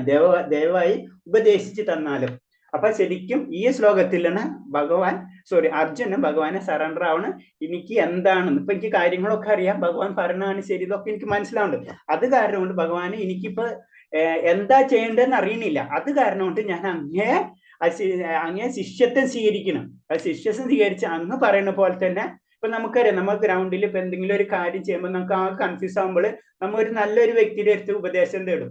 എന്നിട്ട് അവരോട് നമ്മൾ പറയും, നമ്മൾ അവരോട് പറയും ഒന്ന് പറഞ്ഞു ഞാൻ ഇതാണ് ചെയ്യുന്നത്. അപ്പൊ അവര് നമ്മൾ നല്ലൊരു വ്യക്തി ഉണ്ടെങ്കിൽ അതേ രീതിയിൽ നമ്മൾ ഉപദേശിക്കും അല്ലെ. അപ്പൊ ഇൻഡയറക്റ്റ് ആയിട്ട് നമ്മൾ എന്താ ചെയ്യണം, അത് നല്ലൊരു വ്യക്തിയുടെ അടുത്ത് നമ്മളെ കാര്യങ്ങൾ നമ്മൾ പറയും, അവരെ കാര്യങ്ങൾ പറഞ്ഞ് അത് കഴിഞ്ഞിട്ട് ലാസ്റ്റ് നമ്മൾ കൺഫ്യൂസ് ആകുമ്പോൾ പറയുന്നു, അല്ലെങ്കിൽ പറയും സാറേ അല്ലെങ്കിൽ ചേട്ടാ ഒന്ന് പറയും എന്താണ്, അല്ലെങ്കിൽ മാമ ആരെന്ന് വെച്ച് കഴിഞ്ഞാൽ ഇതെങ്ങനെ ഞാൻ ചെയ്യേണ്ടതെന്ന് പറഞ്ഞു തരാൻ പറയും. അപ്പൊ ഇൻഡയറക്റ്റ് ആയിട്ട് നമ്മൾ എന്താ ചെയ്യുന്നത്, നമ്മൾ അവരിൽ സറണ്ടർ ആവണല്ലോ, നമ്മള് അവര് ശിഷ്യത്തെ സ്വീകരിക്കുന്ന പോലെ തന്നെയാണ് സംഭവിക്കുന്നത്. ഇത് തന്നെയാണ് ഇവിടെ അർജുനൻ ശരിക്കും ഭഗവാന് സറണ്ടർ ആയിട്ട് ഭഗവാന്റെ ശിഷ്യത്തെ സ്വീകരിക്കുകയാണ്. ഈ ശ്ലോകത്തിൽ കൂടി ഭഗവാൻ എനിക്ക് എന്താണ് ചെയ്യേണ്ടതെന്ന് അറിയുന്നില്ല, അത് കാരണം കൊണ്ട് ഞാൻ അങ്ങയെ ശരണം പ്രാപിച്ച ഒരു ശിഷ്യനാണ്, ദയവായി ഉപദേശം തന്നാല്. അപ്പൊ നമ്മൾ എപ്പോഴും ചെയ്യേണ്ടത് ഇങ്ങനെ തന്നെയാണ്. നമ്മള് ഭഗവാനിൽ കംപ്ലീറ്റ് സറണ്ടർ ആയാലേ ഭഗവാൻ നമുക്ക് 100% ഉപദേശങ്ങൾ തരുള്ളൂ അല്ലെ. ഇപ്പൊ നമ്മളത് ഭൗതികതയിലായിട്ട് അറിയാം. ചിലർ സാധാരണ രീതിയിൽ ആരെങ്കിലും എന്തെങ്കിലും പ്രശ്നങ്ങൾ വേറൊരു വ്യക്തിയോട് ഇങ്ങനെ പറഞ്ഞു കഴിഞ്ഞാൽ അവരെന്തെങ്കിലുമൊക്കെ ശരി അങ്ങനെ ചെയ്യുന്നു പറഞ്ഞു വിടും. പക്ഷെ നമ്മൾ ഡീറ്റെയിൽ ആയിട്ട് അവരെ നമ്മൾ രണ്ടുപേരും അത്ര നല്ല ബന്ധം ഉണ്ടെങ്കിൽ നമുക്ക് ക്ലിയർ ആയിട്ട് അവർ ഉപദേശങ്ങൾ തരും. അല്ലെങ്കിൽ നമ്മളും അവരിൽ വിശ്വാസം ഉണ്ടാവും. ആ വിശ്വാസം ഏറ്റവും ഇമ്പോർട്ടന്റ്.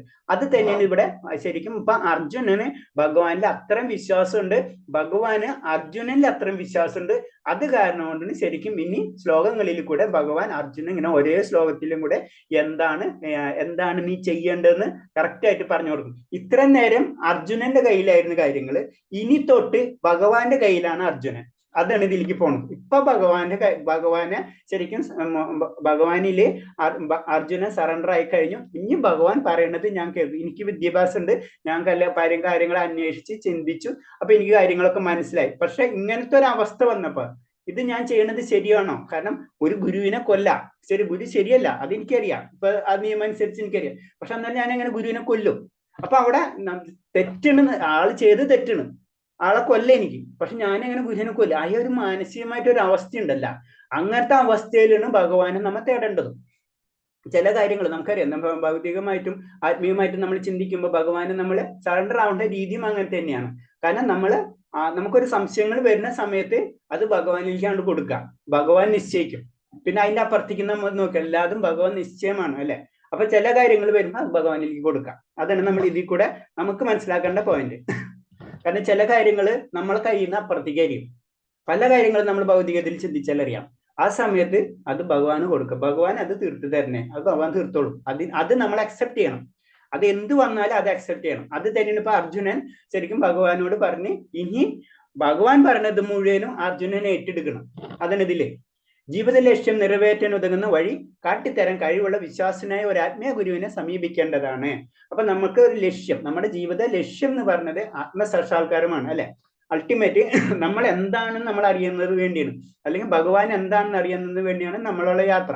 അപ്പൊ അതില് ഏറ്റവും ഇമ്പോർട്ടൻസ് എന്ന് പറഞ്ഞാൽ ഗുരുവിന്, ഒരു ഗുരു, അധ്യാത്മിക ഗുരു എന്ന് പറഞ്ഞാൽ സത്യം തിരിച്ചറിഞ്ഞ ഒരു വ്യക്തിയാണ് അല്ലെ. ഭഗവാനെ കണ്ട വ്യക്തി, നമ്മളെ കണ്ണുകൊണ്ടല്ല, അതീന്ദ്രിയമായിട്ട് ഭഗവാനെ മനസ്സിലായിട്ടുള്ള ഒരു വ്യക്തിയായിരിക്കും ആത്മീയ ഗുരു. അപ്പൊ ഒരു ആത്മീയ ഗുരുവിനെ നമ്മൾ കണക്ട് ചെയ്തിരിക്കണം. അപ്പൊ അർജുനൻ ഭഗവാനെ ആത്മീയ ഗുരുവായിട്ട് എടുത്തിട്ടുള്ളത് പോലെ ആത്മസാക്ഷാത്കാരത്തിന്റെ ശാസ്ത്രം അറിയാതെ മനുഷ്യൻ എന്ന നിലയിൽ ജീവിത പ്രശ്നങ്ങൾ പരിഹരിക്കാതെ പട്ടികളെയും പൂച്ചകളെയും പോലെ ഈ ലോകം ത്യജിക്കുന്നവർക്ക് ത്യജിക്കുന്നവർ കൃപണനാണ്. അപ്പൊ ഇതിൽ പറയുന്നതെന്ന് വെച്ച് കഴിഞ്ഞാല്, കാരണം എന്ന് വെച്ചാൽ ജീവിത പ്രശ്നം എന്ന് പറയുന്നത് നമ്മൾ ഭൗതികത ലോകതയല്ല. അത് നമുക്ക് പ്രശ്നങ്ങൾ നമുക്കറിയാം. നമ്മുടെ ജീവിതത്തിൽ ഒരു വ്യക്തിയും ദുഃഖം ഇഷ്ടപ്പെടുന്നില്ല, പക്ഷെ നമ്മുടെ ജീവിതത്തിൽ ദുഃഖം വരും. അതാണ് ഇതിന്റെ പ്രത്യേകത. ഭൗതിക ലോകത്തിന്റെ പ്രത്യേകതയാണ്. ഈ ദുഃഖവും സുഖവും എന്ന് പറയുന്നത് നമ്മളെ കയ്യിലല്ല. നമ്മൾ എന്തൊക്കെ പ്ലാൻ ചെയ്താലും അതേപോലെ തന്നെ ആയിരിക്കില്ല നടക്കാം. നിങ്ങൾ ആരെ ജീവിതം എന്തെടുത്ത് നോക്കിക്കഴിഞ്ഞാലും അവർ ചിന്തിക്കുന്നത് ഒന്നായിരിക്കില്ല അവരുടെ ജീവിതത്തിൽ നടന്നിട്ടുണ്ടാവാം. അത് വളരെ പ്രാക്ടിക്കൽ ആയിട്ടുള്ള കാര്യമാണ്. അപ്പൊ അതൊന്നല്ല, അതൊക്കെ അതെന്ന് പറഞ്ഞാൽ മനുഷ്യന് ജീവിത പ്രശ്നങ്ങൾ നമ്മളെ ജീവിത പ്രശ്നം എന്ന് പറയുന്നത് ആത്മീയ ലോകത്തിലേക്ക്, നമ്മളെ ഈ ലോകമല്ല, നമ്മുടെ ലോകം എന്ന് പറയുന്നത് ശാശ്വതമായിട്ടുള്ള ഭഗവാന്റെ ആ അതീന്ദ്രിയ ലോകത്തിലേക്കാണ് നമ്മൾ കിടക്കേണ്ടത്. അല്ലെങ്കിൽ നമ്മൾ പട്ടിയും പൂച്ചയും പോലെ തന്നെയാണ്. അവർക്കും എല്ലാ കഴിവുകളും ഉണ്ട്. വിവേകം, അതായത് ഭഗവാൻ എന്നുള്ള കൺസെപ്റ്റ് ഒഴിച്ച് ബാക്കി എല്ലാതും നമ്മളെ പോലെ തന്നെയാണ്. അവർക്കും ബുദ്ധിയുണ്ട്, എല്ലാ കാര്യങ്ങളും ഉണ്ട്. അപ്പൊ അതേപോലെ തന്നെ നമ്മൾ ജീവിച്ച് തീർക്കണം എന്ന് വെച്ച് കഴിഞ്ഞാൽ അവരെയാണ് നമ്മൾ കൃപണൻ എന്ന് പറയുന്നത്. ഇപ്പൊ സാധാരണ രീതിയിൽ നമ്മൾ എല്ലാവരും നമുക്ക് പറയാം 100% വിരലെണ്ണാവുന്ന ഒഴിച്ച് ബാക്കി എല്ലാവരും കൃപണൻ. അപ്പൊ നമ്മളെ ലക്ഷ്യം എന്ന് പറയുന്നത് മുന്നിലേക്ക് വരാം. അതിൽ ഭഗവാൻ പറഞ്ഞു തരുന്നുണ്ട്, നമ്മൾ ഈ ജന്മത്തിൽ മുഴുവനാക്കണില്ലെങ്കിൽ അടുത്ത ജന്മത്തിലെങ്കിലും നമുക്ക് അങ്ങനെ ഒരു ജന്മം കിട്ടുകയും അതിലേക്ക് മുന്നേറുകയും ചെയ്യണം. അപ്പൊ നമ്മൾ സ്റ്റാർട്ട് ചെയ്തിരിക്കണം. ഇപ്പൊ നമ്മൾ 1ാം ക്ലാസ് 2ാം ക്ലാസ് എന്ന പോലെ നമ്മൾ മുന്നേറണം. അതാണ് ഇതിൽ ഇമ്പോർട്ടൻസ്. കാരണം എന്ന് വെച്ച് കഴിഞ്ഞാൽ പറയുന്നുണ്ട്, ആത്മീയ വിദ്യാഭ്യാസം, അതായത് ഭക്തി മാത്രം നമുക്ക് അടുത്ത ജന്മത്തിലേക്ക് ഹാൻഡ് ഓവർ ചെയ്യാൻ പറ്റും.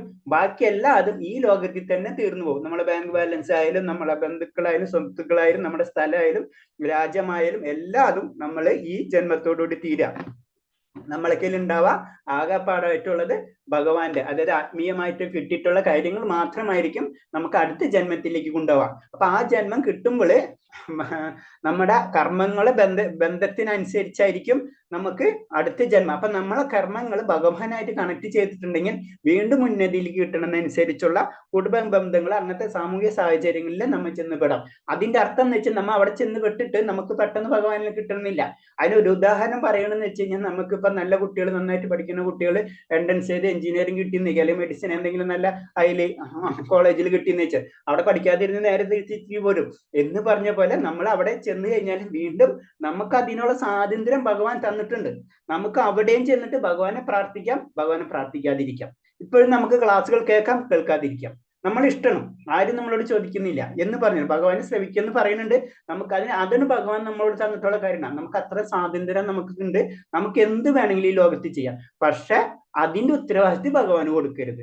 അതിന്റെ ഉത്തരവാദിത്വം അത് കൺട്രോൾ ചെയ്യുന്നത് ഭൗതിക പ്രകൃതിയാണ്. അപ്പൊ നമ്മളെ കൺസെപ്റ്റ് അനുസരിച്ച് ദുർഗാദേവിയാണ് ഇതെല്ലാം കൺട്രോൾ ചെയ്യും. അപ്പൊ നമ്മൾ എന്തെങ്കിലും തെറ്റ് ചെയ്ത് നമ്മളെ കർമ്മബന്ധങ്ങളുണ്ട്, അതിനനുസരിച്ചുള്ള നെക്സ്റ്റ് ജന്മം നമുക്ക് അതിനനുസരിച്ച് കിട്ടും. അതിനനുസരിച്ച് വർക്ക് ചെയ്യും. മനുഷ്യനാണെങ്കിൽ മനുഷ്യനായിട്ട് ജനിക്കും, പൂച്ചയാണെങ്കിൽ പൂച്ചയായിട്ട് ജനിക്കും. അത് നമ്മളെ കർമ്മബന്ധങ്ങൾ. അത് ഭഗവാനായിട്ട് കണക്ട് ഇല്ല. ഭഗവാനായിട്ട് കണക്ട് ചെയ്യുന്ന അകപ്പാട് ഒരു കാര്യം മുക്തി. അതാണ് മുകുന്ദൻ എന്ന് പറയുന്നത്. ആ മുക്തി കിട്ടണമെങ്കിൽ ഭഗവത് സേവനം അല്ലെങ്കിൽ ഭക്തിയുത സേവനമല്ലാതെ നമുക്ക് മുക്തി കിട്ടില്ല. ഇതും രണ്ടും രണ്ടാണ്. ഭക്തിയുത സേവനവും അതേപോലെ ഭൗതിക സേവനവും, ഇത് രണ്ടും രണ്ടാണ്. അതായത് നമ്മൾ പറഞ്ഞിട്ടുണ്ടെങ്കിൽ, അതായത് ഒരു ഗ്ലാസ് വെള്ളം എടുത്തു കഴിഞ്ഞാൽ ആത്മീയവും ഭൗതികം പെട്രോളും പച്ചവെള്ളം പോലെയാണ്. കാരണം ഇത് രണ്ടും കണക്റ്റഡ് അല്ല. ഇത് രണ്ടും കൂടെ ഒന്നിച്ച് കിട്ടൂല. ഒന്നിന് ഭൗതിക കിട്ടും, ഒന്ന് ആത്മീയത കിട്ടും. ഇതിന്ന് ഭൗതികത വിട്ട് കഴിഞ്ഞാലേ നമ്മൾ ആത്മീയതയിലേക്ക് നമ്മൾ കടക്കുള്ളൂ. അപ്പൊ നമ്മുടെ ജീവിതത്തിന്റെ ലക്ഷ്യം എന്ന് വേണ്ടതെന്ന് പറഞ്ഞു കഴിഞ്ഞാൽ ആത്മീയതയിലേക്ക് കടക്കാം. അല്ലെങ്കിൽ നമ്മൾക്ക് ഈ പട്ടിയും പൂച്ചകളെ പോലെ ഭൗതിക ലോകത്തിൽ കിടന്ന് നമ്മൾ ഇങ്ങനെ കറങ്ങിക്കൊണ്ടിരിക്കും. അതാണ് ഇതിൽ പറയുന്നത്. ഭൗതികമായ ജീവിത വീക്ഷണത്തോടെ സ്വന്തം കുടുംബം, സമൂഹം, രാജ്യം എന്നിവയിൽ ആവശ്യത്തിലധികം സ്നേഹം പുലർത്തിക്കൊണ്ട് സമയം പാഴാക്കുന്നവനാണ് കൃമണൻ. അപ്പൊ നമുക്കറിയാം, നമ്മുടെ ഭൗതിക ജീവിതം എന്ന് പറയുന്നത് നമ്മുടെ രാജ്യം, എന്റെ സമൂഹം, എന്റെ കുടുംബം, എന്റെ സ്വത്ത്, ഇതിങ്ങനെയൊക്കെയാണ് പറയാ അല്ലെ. അപ്പൊ അങ്ങനെ അതിന് ആവശ്യത്തിലധികം സ്നേഹം പുലർത്തിക്കൊണ്ട്, അപ്പൊ അതിന് ആവശ്യത്തിലധികം എന്നുള്ള ഒരു വേർഡ് ഇതിൽ പറയുന്നുണ്ട്. കാരണം എന്ന് വെച്ച് കഴിഞ്ഞാൽ നമ്മൾ സ്വധർമ്മം ചെയ്യേണ്ടതുണ്ട്. അതിന് നമ്മൾ പഠിക്കുമ്പോൾ നമ്മൾ ഇതിൽ പറയുമ്പോൾ 4 സെക്ഷനായിട്ട് നമുക്ക് തിരിച്ചിട്ടുണ്ട് അല്ലെ. അതായത് ശാസ്ത്ര,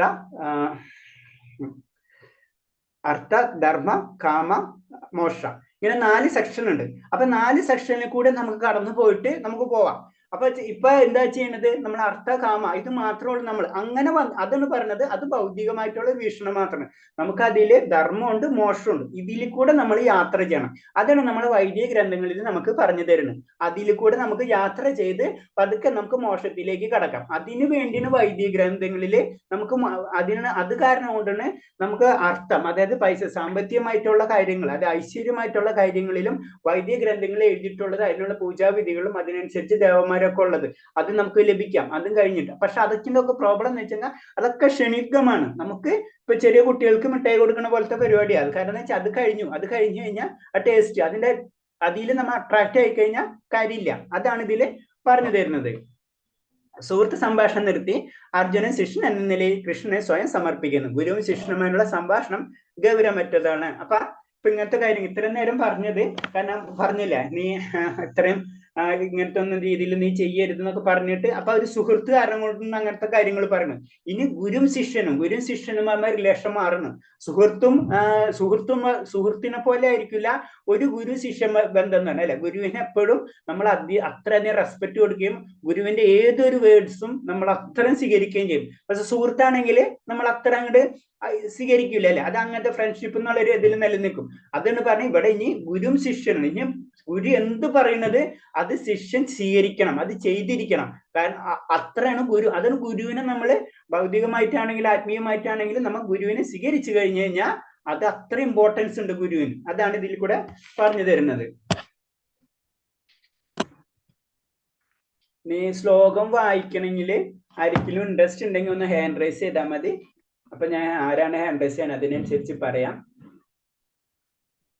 ഓക്കെ, ഞാൻ ശ്ലോകം വായിക്കാം.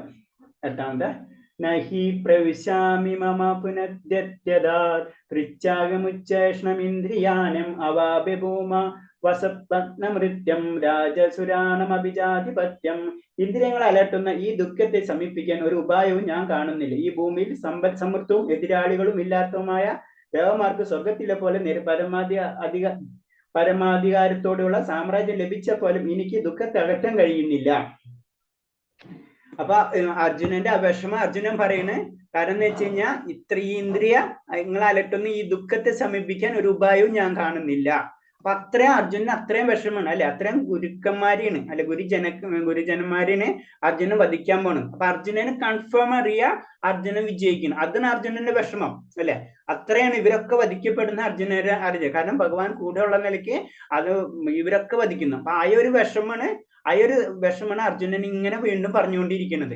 ഈ ഭൂമിയിൽ സമ്പൽ സമൃദ്ധമായ എതിരാളി ഇല്ലാത്ത ദേവന്മാർക്ക് സ്വർഗത്തിലുള്ള പോലെയുള്ള പരമാധി, അതായത് സ്വർഗത്തിലുള്ള അത്ര അധികാരം, അത്ര സാമ്രാജ്യം ഇതൊക്കെ തന്നാലും എനിക്ക് ഈ ദുഃഖം അകറ്റാൻ കഴിയില്ല.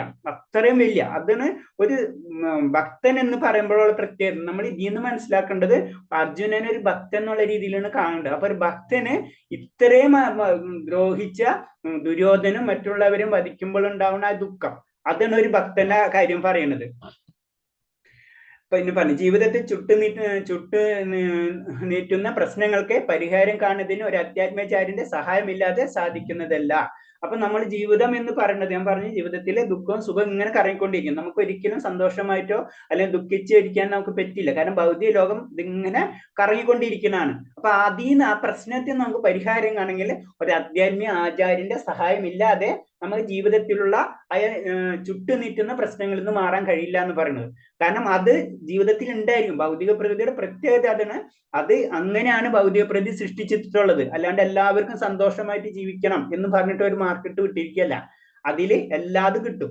അപ്പൊ അത് കർമ്മബന്ധങ്ങളായിട്ട് കണക്ട് ചെയ്തുകൊണ്ടിരിക്കുന്നു. അപ്പൊ നമ്മൾ ഒരു കർമ്മം ചെയ്യും, അതിന്റെ അപ്പുറത്ത് വേറെ കർമ്മം. അപ്പൊ നമ്മൾ കർമ്മം ചെയ്യുമ്പോൾ നമ്മൾ ചിന്തിക്കും, ഞാനിപ്പോ നമ്മൾ എക്സാമ്പിള് നമ്മൾ ഭക്ഷണം കഴിക്കുന്നതല്ലേ. അപ്പൊ ഭക്ഷണം കഴിക്കുമ്പോൾ അതിന്റെ ബാക്കിലേക്ക് നമ്മൾ ചിന്തിച്ചാൽ മതി. ഒരേ നമ്മൾ പറയില്ലേ ഒരേ അരിയുടെ വറ്റ്, അപ്പൊ അതിനടക്കം അതിന്റെ കഥകൾ ഉണ്ടാവും പറയാൻ വേണ്ടി. അതിന്റെ ബാക്കിലേക്ക് നമ്മൾ ചിന്തിക്കും. അപ്പൊ എത്ര കർമ്മബന്ധങ്ങളോ കണക്ട് ആയിട്ടാണ് നമ്മൾ ഒരു വറ്റ് അരി കഴിക്കുന്നത്. അതാണ് കർമ്മബന്ധം എന്ന് പറയുന്നത്. അല്ലാണ്ട് നമ്മൾ സാധാരണ ചിന്തിക്കണം. അത് കാരണം കൊണ്ടാണ് നമ്മൾ എല്ലാതും ഭഗവാനെ സമർപ്പിക്കണം എന്ന് പറയുന്നത്. നമ്മൾ ഭക്ഷണം കഴിക്കുമ്പോഴും ഭഗവാനെ സമർപ്പിക്കാൻ പറയുന്നതിന്റെ വേറൊരു ഉദ്ദേശം അതാണ്. നമ്മളെ ഭഗവാൻ ഭുജിച്ചു കഴിഞ്ഞു കഴിഞ്ഞാൽ അത് പ്രസാദമായി മാറി അല്ലെ. അതാണ് നമ്മൾ കഴിക്കുന്നത്. അപ്പൊ അതിൽ നിന്ന് ഭഗവാന്റെ പ്രസാദമായി മാറി. ഇൻഡയറക്റ്റ് നെഗറ്റീവിനെ പോസിറ്റീവ് ആക്കണം നമ്മൾ. അതാണ് നമ്മൾ എല്ലാ കർമ്മങ്ങളും ഭഗവാൻ നമ്മൾ അർപ്പിക്കാന്ന് പറയുന്നത്. അതാണ് ശരിക്കും കർമ്മയോഗം എന്ന് പറയുന്നത്. നമ്മൾ എല്ലാ കർമ്മങ്ങളും ഭഗവാൻ അർപ്പിച്ചതിന് ശേഷം അത് ശുദ്ധീകരിക്കണം ഇൻഡയറക്റ്റ് ആയിട്ട് നമ്മൾ ചെയ്യുന്ന. അതിനിപ്പോ അർജുനൻ ചെയ്യുന്നത് അതിനിപ്പോ അല്ലെ, അർജുന അത് മുഴുവനും ഭഗവാനെ സമർപ്പിക്കുന്നു, സ്വയം ഭഗവാനെ സമർപ്പിക്കുന്നു. അപ്പൊ ഭഗവാൻ ഇനി എന്തൊക്കെ പറയുന്നത് അത് മുഴുവനും ഭഗവാൻ അർജുനൻ ഏറ്റെടുക്കണം. പിന്നെ കൃഷ്ണബോധ ശാസ്ത്രത്തിൽ നിപുണനാകുന്ന ആർക്കും വിശ്വാസനീയ ഒരു ആത്മീയ ഗുരുവാകാൻ സാധിക്കില്ല. അപ്പൊ ഗുരു എന്താണെന്ന് പറയുന്നത് ഇനി. അപ്പൊ ഗുരു എന്ന് പറയുമ്പോൾ അത് ഭഗവാൻ അറിഞ്ഞിരിക്കണം. അതാണ് കൃഷ്ണബോധം എന്ന് പറയുന്നത്. ഭഗവാൻ എന്താ സത്യത്തെ അറിഞ്ഞാൽ മാത്രമേ നമ്മ ഗുരു എന്ന് പറയാൻ പറ്റുള്ളൂ. അതെന്ന് പറഞ്ഞത് ജനനം, വാർദ്ധക്യം, രോഗം, മരണം എന്നിവ ഭൗതിക ജീവിത സംബന്ധിച്ച പ്രശ്നങ്ങളൊന്നും ധനാർജനം സാമ്പത്തിക പ്രവർത്തനം കൊണ്ട് പരിഹരിക്കാനാവില്ല. നമുക്കറിയാം ഈ 4 കാര്യങ്ങളും എന്തൊക്കെ പറഞ്ഞാലും ഇത് തീർക്കാൻ പറ്റില്ല. ജനനം, വാർദ്ധക്യം, രോഗം, മരണം. ഇപ്പൊ നമ്മള് രോഗത്തിനെ പറ്റി വീണ്ടും ഇപ്പൊ സയൻസ് ഇപ്പൊ അത് ഡെവലപ്പ് ചെയ്ത് ഈ മരുന്ന് ആ മരുന്നൊക്കെ നമുക്കറിയാം. പക്ഷെ നമുക്കറിയാം ഇപ്പൊ ഈ ലോകത്തിൽ വീണ്ടും രോഗങ്ങള് പല പേരിലും പല രീതിയിലും കൂടിക്കൊണ്ടിരിക്കും അല്ലെ. അപ്പൊ ആ രോഗം, ഈ വാർദ്ധക്യം സ്റ്റോപ്പ് ചെയ്യാൻ പറ്റില്ല. ചിലപ്പോൾ നീട്ടി അങ്ങോട്ടും ഇങ്ങോട്ടും കുറച്ച് അങ്ങോട്ടും ഇങ്ങോട്ടും എക്സ്റ്റെൻഡ് ചെയ്യാന്നല്ലാണ്ട് ഇത് ഒരിക്കലും നിൽക്കാം. ഭൗതിക പ്രകൃതിയുടെ രീതിയാണ്. അപ്പൊ അതിന് ധനാർജനം കൊണ്ടോ സാമ്പത്തിക അഭിവൃദ്ധി കൊണ്ടോ ഒന്നും പരിഹരിക്കാൻ കഴിയില്ല. ഇതിന് അപ്പൊ ഈ ഭൗതിക പ്രതിക്ക് ഒരു പ്രത്യേകതയുണ്ട്. ഈ ജനന, വാർദ്ധക്യ, രോഗം, മരണം ഈ 4 എണ്ണം ഈ ഭൗതിക ലോകത്തിൽ നിലനിൽക്കുന്നതാണ്. അതിനെ നിർത്താൻ കഴിയില്ല. അതിന് പറഞ്ഞത് നമ്മൾ ജനന മരണങ്ങളിൽ നിന്ന് നമുക്ക് രക്ഷ നേടണമെങ്കിൽ ആ മുക്തിപദത്തിലേക്ക് അല്ലെങ്കിൽ ഭഗവാന്റെ ലോകത്തിലേക്ക് പോയാൽ മാത്രമേ ഈ ഭൗതിക ലോകം എന്ന് പറഞ്ഞാൽ 14 ലോകമുണ്ട്. അല്ലാണ്ട് നമ്മൾ ഭൗതിക ലോകം മാത്രമല്ല 14 ലോകം, അതായത് ബ്രഹ്മാവ് തൊട്ട് താഴത്തെ പാതാളത്തിലുള്ള എല്ലാവരും ഭൗതിക ലോകത്തുള്ളതാണ്. അവർക്കും ജനന മരണങ്ങളുണ്ട്. അത് കാരണം കൊണ്ടാണ് ബ്രഹ്മാവ് ഹിരണ്യകശിപ്പിന് ഇത് ചോദിക്കുന്ന സമയത്ത് പറയുന്നുണ്ടല്ല, എന്താ വരം വേണ്ടെന്ന് ചോദിക്കുമ്പോ, മൃത്യുയില്ലാത്ത വരം എന്ന് ചോദിക്കുമ്പോ ബ്രഹ്മാവ് പറഞ്ഞു എനിക്കടക്കം മൃത്യുണ്ട്, അപ്പൊ പിന്നെ നിൽക്കെങ്ങനെ ഞാൻ അങ്ങനെ തരാം. അപ്പൊ അവരിന് അസുരബുദ്ധി വരണം. അസുരബുദ്ധി എന്താ? അസുരബുദ്ധി ചിന്തിക്കണമെന്ന് വെച്ച് കഴിഞ്ഞാൽ ഞാൻ അന്നാ ഇതിന്റെ എല്ലാ മാർഗങ്ങളും കട്ട് ചെയ്തിട്ട്, അതായത് കാലത്ത് പറ്റില്ല, വൈകിട്ട് പറ്റില്ല, ഈ ആയുധം കൊണ്ട് പറ്റില്ല, മനുഷ്യനാവേണ്ട, അങ്ങനത്തെ കുറെ നിയമങ്ങൾ വെച്ചിട്ട് ഇതൊക്കെ നോക്കിയപ്പോ ഇനി ആർക്കും എന്നെ വധിക്കാൻ പറ്റില്ല. എങ്ങനെ സെറ്റ് ചെയ്ത് ഭഗവാൻ അത് ഒരു സെക്കൻഡ് കൊണ്ട് തന്നെ അതെല്ലാം കൈ കൊടുത്തു എന്ന് പറയില്ല, നമ്മൾ അത്ര ലെവൽ ചെയ്ത് കൊടുത്തു. അതാണ് ഭഗവാന്റെ ശക്തി എന്ന് പറഞ്ഞത്. നമുക്ക് ചിന്തിക്കാനേ കഴിയില്ല. അപ്പൊ നമ്മുടെ ലക്ഷ്യം എന്ന് പറഞ്ഞത് ഞാൻ പറഞ്ഞു വന്നിട്ടുള്ളൂ. അപ്പൊ നമ്മുടെ ലക്ഷ്യം എന്ന് പറയുന്നത് ആ മുക്തിപദത്തിലേക്കായിരിക്കണം. മുക്തി എന്ന് പറഞ്ഞാൽ ജനന, വാർദ്ധക്യ, രോഗ, മരണങ്ങൾ അവിടെ ഉണ്ടാവില്ല. അതാണ് ആത്മീയ ലോകം എന്ന് പറയുന്നത്. ആരെങ്കിലും വായിക്കുന്നുണ്ടോ? അല്ലെങ്കിൽ വായിക്കട്ടെ 9ാമത്തെ.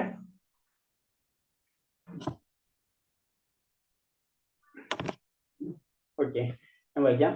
സഞ്ജയ് ഉവാച ഏവമുക്ത ഋഷികേശ ഗുഡകേശ പരന്തപാനായോത്സിതി ഗോവിന്ദ മുക്തോ തീഷ്ണം ബഹുവഹ. സഞ്ജയൻ പറഞ്ഞു. ഇത്രയും പറഞ്ഞിട്ട് ശത്രുസംഹാരിയായ അർജുനൻ വീണ്ടും ഗോവിന്ദ ഞാൻ യുദ്ധം ചെയ്യുകയില്ല എന്ന് കൃഷ്ണനെ ഉണർത്തിച്ചുകൊണ്ട് മൗനം പൂണ്ടു. അപ്പൊ ഇവിടെ വീണ്ടും ഇങ്ങനത്തെ കാര്യങ്ങളൊക്കെ പറഞ്ഞിട്ട് വീണ്ടും യുദ്ധം ചെയ്യില്ല എന്ന് വീണ്ടും അർജുന ആ വിഷമം അത് വീണ്ടും ഇങ്ങനെ അർജുനൻ പറഞ്ഞുകൊണ്ടിരിക്കുന്നു. അപ്പൊ അർജുനൻ യുദ്ധം ചെയ്യാതെ പോർക്കളം വിട്ട് ഭിക്ഷാടനത്തിനെ പുറപ്പെടുന്നു എന്നറിയുമ്പോൾ ധൃതരാഷ്ട്രർക്ക് വലിയ സന്തോഷമായിരുന്നിരിക്കണം. എന്നാൽ സഞ്ജയൻ അദ്ദേഹത്തെ പരന്തപ, ശത്രുക്കളെ സംഹരിക്കാൻ കഴിവുള്ളവൻ എന്ന പദം പ്രയോഗിച്ചുകൊണ്ട് നിരാശപ്പെടുത്തി. അപ്പൊ ഇതെല്ലാം ഇങ്ങനത്തെ കാര്യങ്ങളെല്ലാതും ശരിക്കും സഞ്ജയൻ കാണുന്നുണ്ടല്ലോ യുദ്ധരംഗത്ത്. അപ്പൊ യുദ്ധരംഗത്തുള്ള എല്ലാ കാര്യങ്ങളും ധൃതരാഷ്ട്രർക്ക് പറഞ്ഞു കൊടുക്കുന്നുണ്ട്. അപ്പൊ ശരിക്കും പറഞ്ഞാൽ ധൃതരാഷ്ട്രർ വളരെ സന്തോഷമാവണം. കാരണം എന്താ വെച്ച് കഴിഞ്ഞാൽ ഇപ്പൊ യുദ്ധം നിർത്തി അർജുനൻ വാനപ്രസ്ഥത്തിലേക്ക് പോകും. അപ്പൊ അതോടുകൂടി യുദ്ധം ജയിച്ചു. അപ്പൊ അത് പറയുമ്പോൾ സഞ്ജയൻ പറഞ്ഞ് അവർക്ക്, അതായത് അർജുൻ എന്ന് പറയുന്നത് വെച്ച് കഴിഞ്ഞാൽ ശത്രുക്കളെ സംഹരിക്കാൻ കഴിവുള്ള വ്യക്തിയാണ്. അപ്പൊ അത്ര സിമ്പിൾ എന്ന് വിചാരിക്കുന്ന വളരെ ചെറിയ ആളല്ല ആള്. കാരണം അദ്ദേഹം എല്ലാവരും വധിക്കും. അപ്പൊ അത് കൊണ്ടൊരു നിരാശ ഉണ്ടാക്കി കൊടുക്കുന്നുണ്ട്. കാരണം അദ്ദേഹം ഉണ്ട്, പക്ഷെ അത് ഇങ്ങനെയൊക്കെ പറയുന്നുണ്ടെന്ന് മാത്രമേ ഉള്ളൂ. അപ്പൊ ശരിക്കും ധൃതരാഷ്ട്രൻ വേഗം ഇത് പറഞ്ഞിട്ട് നിർത്തിപ്പോയാലോ. അപ്പൊ അത് ഇൻഡയറക്റ്റ് ആയിട്ട് സഞ്ജയനെ കട്ട് ചെയ്ത് കളയുന്നതാണ്. അങ്ങനെ സംഭവിക്കാൻ സാധ്യതയില്ല. അദ്ദേഹം അത്രയും കഴിവുള്ള ഒരു വ്യക്തിയാണെന്ന് പറയുന്നു. അടുത്ത ശ്ലോകം. തമുവാച ഋഷികേശ പ്രഹസന്നിവ ഭാരതായ സേനയോരുഭയോർ മധ്യേ വീഷിതന്തമിതം വചഃ. അല്ലയോ ഭാരത. അപ്പോൾ ഇരു സൈന്യങ്ങളുടെ നടുവിൽ വെച്ച് മന്ദഹാസത്തോടെ കൃഷ്ണൻ ദുഃഖിതനായ അർജുനോട് പറഞ്ഞു. അപ്പൊ ഇവിടെ വെച്ചിട്ട് വീണ്ടും ഇരു സൈന്യങ്ങളുടെ മധ്യത്തിൽ വെച്ചിട്ട് നമുക്കറിയാം അർജുനൻ ഭഗവാൻ ഇപ്പൊ സൈന്യത്തിന്റെ മധ്യത്തിലാണ്. അപ്പൊ പറയുന്നതാണ് ഇങ്ങനെ അർജുനന്റെ വിഷമം കാണുമ്പോ ഭഗവാൻ വളരെ മന്ദസ്ഥനായിട്ട് അല്ലെ, വളരെ ചിരിച്ചുകൊണ്ട് ചെറിയ രീതിയിൽ മന്ദഹാസത്തോടുകൂടി ദുഃഖിതനായ അർജുനനോട് പറയാണ്. കാരണം എന്ന് വെച്ച് കഴിഞ്ഞാല് നമുക്കറിയാം ഭഗവാന്റെ കഥ നമ്മൾ ചിന്തിച്ചാൽ അറിയാലേ, ഭഗവാന് എല്ലായിടത്തും എത്ര എത്ര ദുഃഖങ്ങളാണ് ഭഗവാന് വന്നിട്ടുള്ളത്. നമുക്ക് ഒരു രാജാവായിട്ട് ജനിക്കേണ്ട വ്യക്തി പറയാ, അതുപോലെ തന്നെ ജനിച്ചത് ജയിലില്, അങ്ങനത്തെ പല കാര്യം ഭഗവാന്റെ എല്ലാ കാര്യങ്ങളും എടുത്തു നോക്കി, എന്നിട്ടും ഭഗവാൻ ആ ചിരിച്ചുകൊണ്ടിരിക്കുന്നത് ആ ശ്യാമസുന്ദര രൂപമാണ് ഭഗവാൻ എപ്പോഴും കാണിച്ചുകൊണ്ടിരിക്കുന്നത്. ആ ഭഗവാനാണ് നമ്മൾ പ്രാർത്ഥിക്കുന്നത്. അപ്പൊ നമ്മുടെ ദുഃഖത്തിന് വെച്ച് നമ്മൾ കമ്പയർ ചെയ്ത് കഴിഞ്ഞാൽ ഭഗവാൻ, ആ ഭഗവാനെ നമ്മൾ പ്രാർത്ഥിക്കുന്നത് ചിന്തിച്ചാൽ തന്നെ നമ്മുടെ ദുഃഖം പകുതി ക്ലിയർ ആവും. അതാണ് പറഞ്ഞത്. അപ്പൊ ഇവിടെയും ഇത്രയും കാര്യങ്ങൾ അർജുനന്റെ കാര്യങ്ങൾ കാണുമ്പോഴും ഭഗവാൻ ചിരിക്കുന്നു. അതാണ് ഭഗവാന്റെ പ്രത്യേകത. അത് ആ പോയിന്റാണ് നമ്മൾ മനസ്സിലാക്കേണ്ടത്. ഭഗവാന്റെ ജീവിതം തന്നെ നമ്മൾ എടുത്തു നോക്കുക. കാരണം വൃന്ദാവനത്തിലേക്ക് വരുന്നതും അവിടെ പ്രശ്നങ്ങൾ, അവിടെ യുദ്ധം ചെയ്യണ്, അത് കഴിഞ്ഞിട്ട് അടുത്തത്, അത് കഴിഞ്ഞിട്ട് അത് പുത്രന്മാർ തമ്മിലുള്ള പ്രശ്നങ്ങൾ, ഇതൊക്കെ നമുക്കറിയാം. അതിലെല്ലാതും എന്നാലും ഭഗവാന് അമന്ത സ്മിതം. അതാണ് ആയ ഭഗവാന്റെ ആയ ഇതാണ് നമ്മൾ മനസ്സിലാക്കേണ്ടത്. എപ്പോഴും ആയ സ്നേഹത്തോട്, ആ കരുണ, ഭഗവാന്റെ എപ്പോഴും ഉള്ളിലുള്ള ആ കരുണ, അതാണ് എപ്പോഴും മന്ദഹാസത്തോട് പുറത്തു വരുന്നത്. അപ്പൊ അർജുനൻ ഇങ്ങനത്തെ കാര്യങ്ങളും വിഷമങ്ങളും കാര്യങ്ങളും പറയുമ്പോഴും ഭഗവാന്റെ മന്ദഹാസം അതിലെല്ലാതും, കാരണം ഭഗവാൻ എല്ലാതും കണ്ടു കഴിഞ്ഞിട്ടുള്ള വ്യക്തിയാണ്. ഇതിന്റെ അവസാനം എന്ത് വരുന്നു ഭഗവാനെ അറിയാം. ഇപ്പൊ ഒരു ചെറിയ കുട്ടികൾ എന്തെങ്കിലും ചെയ്യുന്ന സമയത്ത് ചിലപ്പോൾ അപ്പുറത്ത് നമ്മൾ ചിരിക്കും. കാരണം എന്ന് വെച്ച് കഴിഞ്ഞാല് അവർ കളിച്ചു കഴിഞ്ഞിട്ട് അവർ ചിലപ്പോൾ ചെറിയ വഴക്കൊക്കെ പിടിച്ചിരിക്കും. അത് കുറച്ചു നേരം കഴിയുമ്പോൾ മാറുന്നത് നമുക്കറിയാം. അപ്പൊ അവരെ ആ വഴക്ക് കാണുമ്പോൾ നമ്മ ഉള്ളിൽ നിന്നാലും പുറത്ത് നമ്മൾ ചിരിക്കുന്നുണ്ടാവും എന്ന് പറഞ്ഞ പോലെ തന്നെ ഭഗവാൻ മന്ദഹസിക്കേണ്ട അർത്ഥം എന്ന് വെച്ച് കഴിഞ്ഞാൽ ഭഗവാൻ ഇതെല്ലാതും അറിയാം. അതിനാ മന്ദഹാസത്തിന്റെ ഒരു ഇൻഡയറക്റ്റ് മീനിങ്. സുഹൃത്തുക്കളായാൽ ഇരുവരും ഒരേ നിലയിലുള്ളവരാണ്. ഞാൻ സ്വമതയെ മറ്റാളി ശിഷ്യനായി, സ്നേഹിതനെ ശിഷ്യനോർത്ത് കൃഷ്ണൻ മന്ദഹസിക്കുന്നുണ്ട്. അപ്പൊ അത് കാരണം എന്ന് വെച്ച് കഴിഞ്ഞാൽ ഭഗവാനെ അറിയാം അർജുനൻ ശിഷ്യനായിരുന്നു, ഇനി ഞാൻ പറഞ്ഞത് കേൾക്കുന്നുള്ള കാര്യം. അപ്പൊ ആ മന്ദഹാസം ഇത് പറഞ്ഞു ഇതൊക്കെ എങ്ങനെയൊക്കെ നടക്കുന്നുണ്ടെന്നൊക്കെ ഭഗവാനെ അറിയാം. അതാണ് ആ മന്ദഹാസത്തിന്റെ പൊരുള്. ഗുരുവായി സ്വീകരിച്ചപ്പോൾ ഉടനെ തന്നെ അദ്ദേഹം ഗുരുസ്ഥാനം സ്വീകരിക്കുകയും ആചാര്യൻ ശിഷ്യനോടെന്ന പോലെ ഗംഭീരത്തോടെ യഥാവിധി സംസാരിക്കുകയും ചെയ്യുന്നു. പിന്നെ അടുത്തെന്ന് വെച്ച് കഴിഞ്ഞാൽ അവൻ ശരിക്കും ഗുരുവായി കഴിഞ്ഞാൽ ഭഗവാൻ ഗുരുവായി കഴിഞ്ഞപ്പോൾ റെസ്പെക്ട് സ്റ്റാർട്ട് ചെയ്തു. പിന്നെ ഇനി ഗുരുവിനോട് നമ്മൾ എപ്പോഴും സംസാരിക്കുമ്പോൾ ആ റെസ്പെക്റ്റോട് ഇടുന്നല്ലേ സംസാരിക്കുക, ഒരു ആദരവ് എപ്പോഴും നമ്മൾ കൊണിക്കും. അപ്പൊ ഇനി അർജുനൻ സംസാരിച്ചു തുടങ്ങുന്നത് ആ ആദരവത്തോടുകൂടിയാണ് പറയുന്നത്. അടുത്ത് ഭഗവാൻ പറയാനാണ്. ശ്രീ ഭഗവാനുവാച അശോജനന്യശോജസ്തം പ്രജ്ഞാവാദം സഭാഷസേ ഗദാസൂനഗദാസുബ്ജാനനുശോചതി പണ്ഡിത.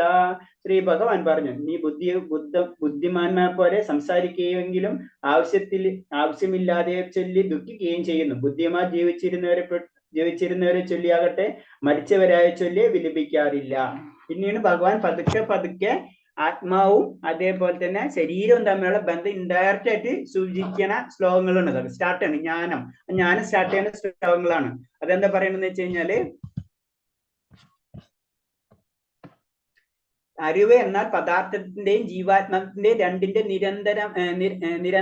നിരന്തരമായ പരംപുരുഷനെ കുറിച്ചുള്ള ജ്ഞാനത്തെയാണ് അടുത്ത അധ്യായങ്ങൾ വിശദീകരിക്കപ്പെടുന്നത്. ഇന്നല്ലെങ്കിൽ നാളെ മണ്ണടിയാൻ വിധിക്കപ്പെട്ടിട്ടുള്ളതാണ് ഈ ശരീരം. ആത്മാവിനെ പോലെ പ്രാധാന്യം ശരീരത്തിനില്ല. ഇതറിഞ്ഞ ആ വ്യക്തി ശരിക്കും വിജ്ഞാനിയാണ്.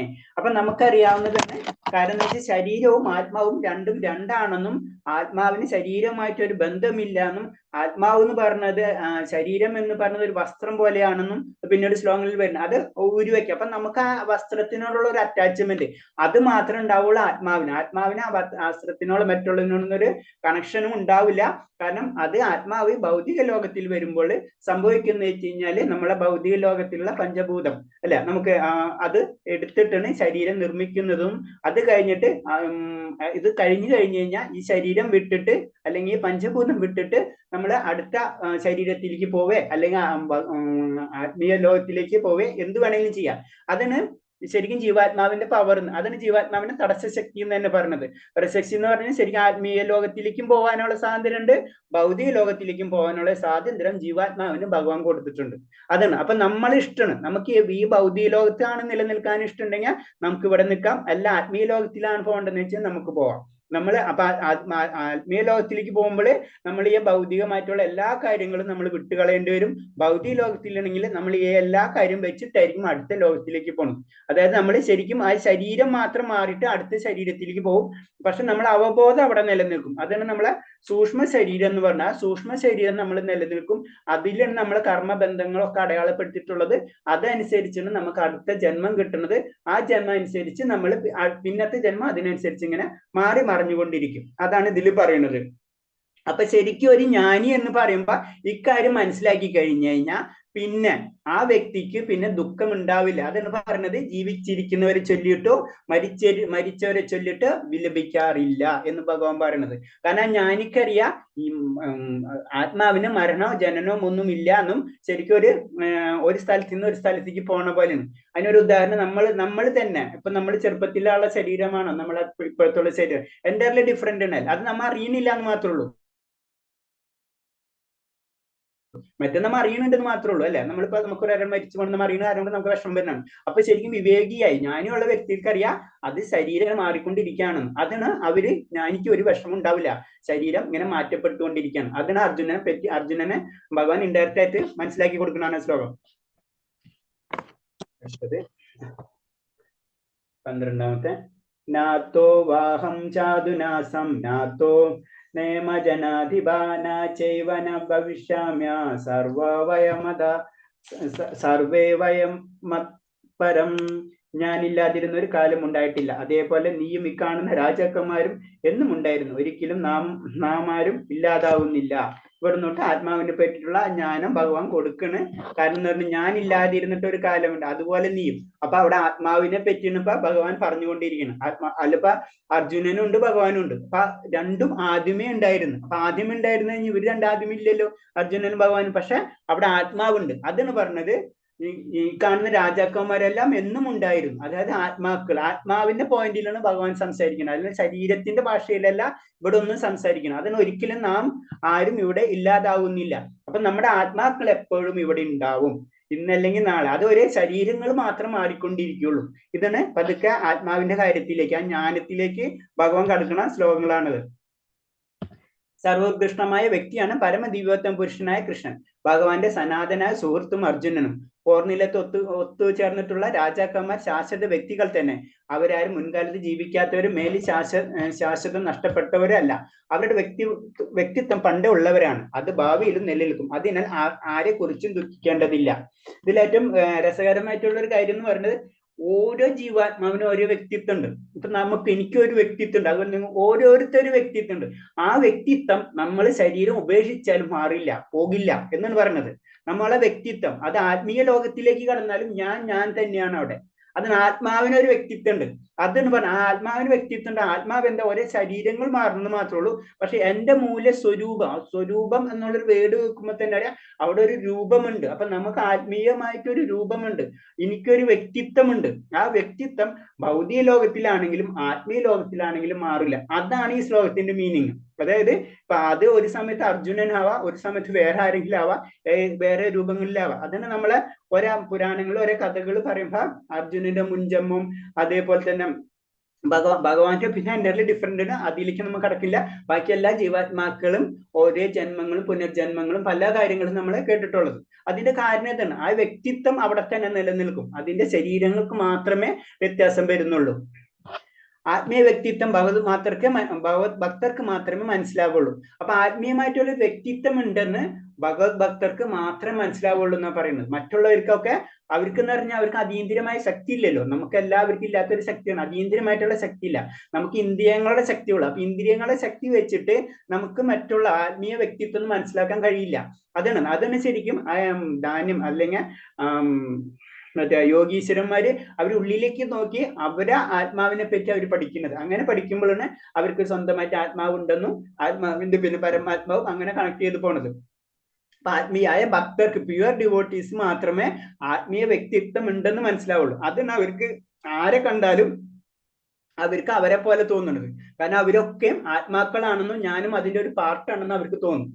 അതിന് ശരിക്കും അർജുനന് സംഭവിക്കുന്നത് തന്നെ.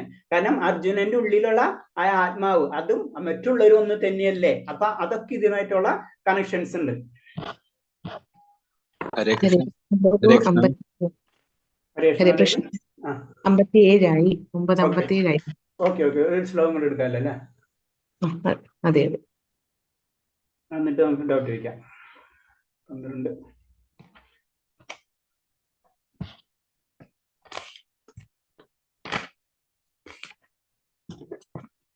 അടുത്ത് ദേഹിനോസ്മിൻ യഥാ ദേഹേ കൗമാരം യൗവനം ജരാ തഥാ ദേഹേന്ദ്രപ്രാപ്തി ധീരസ്തത്ര ന മുഹ്യതി.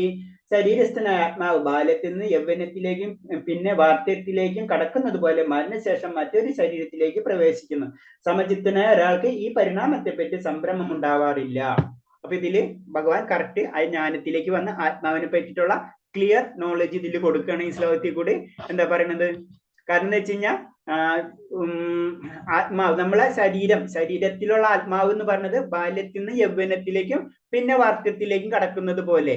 അതിപ്പോ നമുക്കറിയാം, നമ്മളെ ജനിക്കുന്ന സമയത്ത് നമ്മളെ ജനിച്ച സമയത്തുള്ള ശരീരമല്ല പിന്നത്തെ ശരീരം. ഈ ശരീരങ്ങൾ ഇൻഡയറക്റ്റ് ആയിട്ട് മാറുന്നുണ്ട്, നമ്മൾ അറിയണില്ല എന്ന് മാത്രമേ ഉള്ളൂ അല്ലെ. നമ്മളെ ശരീരം മാറിക്കൊണ്ടിരിക്കുന്നുണ്ട് അല്ലെ, ഓരോ സെക്കൻഡുകളിൽ നമ്മുടെ ശരീരം മാറിക്കൊണ്ടിരിക്കണം എന്ന് പറഞ്ഞ പോലെ തന്നെയാണ് മരണവും. അപ്പൊ ഈ ശരീരമല്ല വേറെ ശരീരം എടുക്കുന്നത് മാത്രമേ ഉള്ളൂ.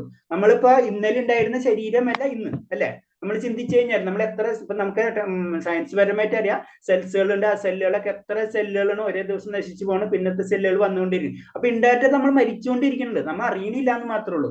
ഇത് തന്നെയാണ് ശരിക്കും മരിക്കുമ്പോൾ എന്ന് പറയുന്നത്. അപ്പൊ മരിക്കുമ്പോഴും നമുക്ക് സംഭവിക്കുന്നത് ഈ ശരീരമല്ല വേറെ ശരീരം ലഭിക്കുന്നു മാത്രമേ ഉള്ളൂ. ആ ശരീരം മാറ്റം വരുത്തുന്നു. അതിന് പറഞ്ഞ അത് മനസ്സിലാക്കിയ ഒരു വ്യക്തിക്ക് ഈ പരിണാമത്തെ പറ്റി സംഭ്രമം ഉണ്ടാവില്ല എന്ന് പറഞ്ഞു. അത്രയും ക്ലിയർ ആണ്. അത്രയും ആ ജ്ഞാനം കിട്ടിയ വ്യക്തിക്ക് പിന്നെ ഇത് ഇപ്പൊ എന്റെ ശരീരം മാറിക്കൊണ്ടിരിക്കണേ, ആ മാറ്റം അതേപോലെ തന്നെ അടുത്ത ജന്മത്തിലും അതേപോലെ തന്നെ വേറൊരു ശരീരം ലഭിക്കുന്നു.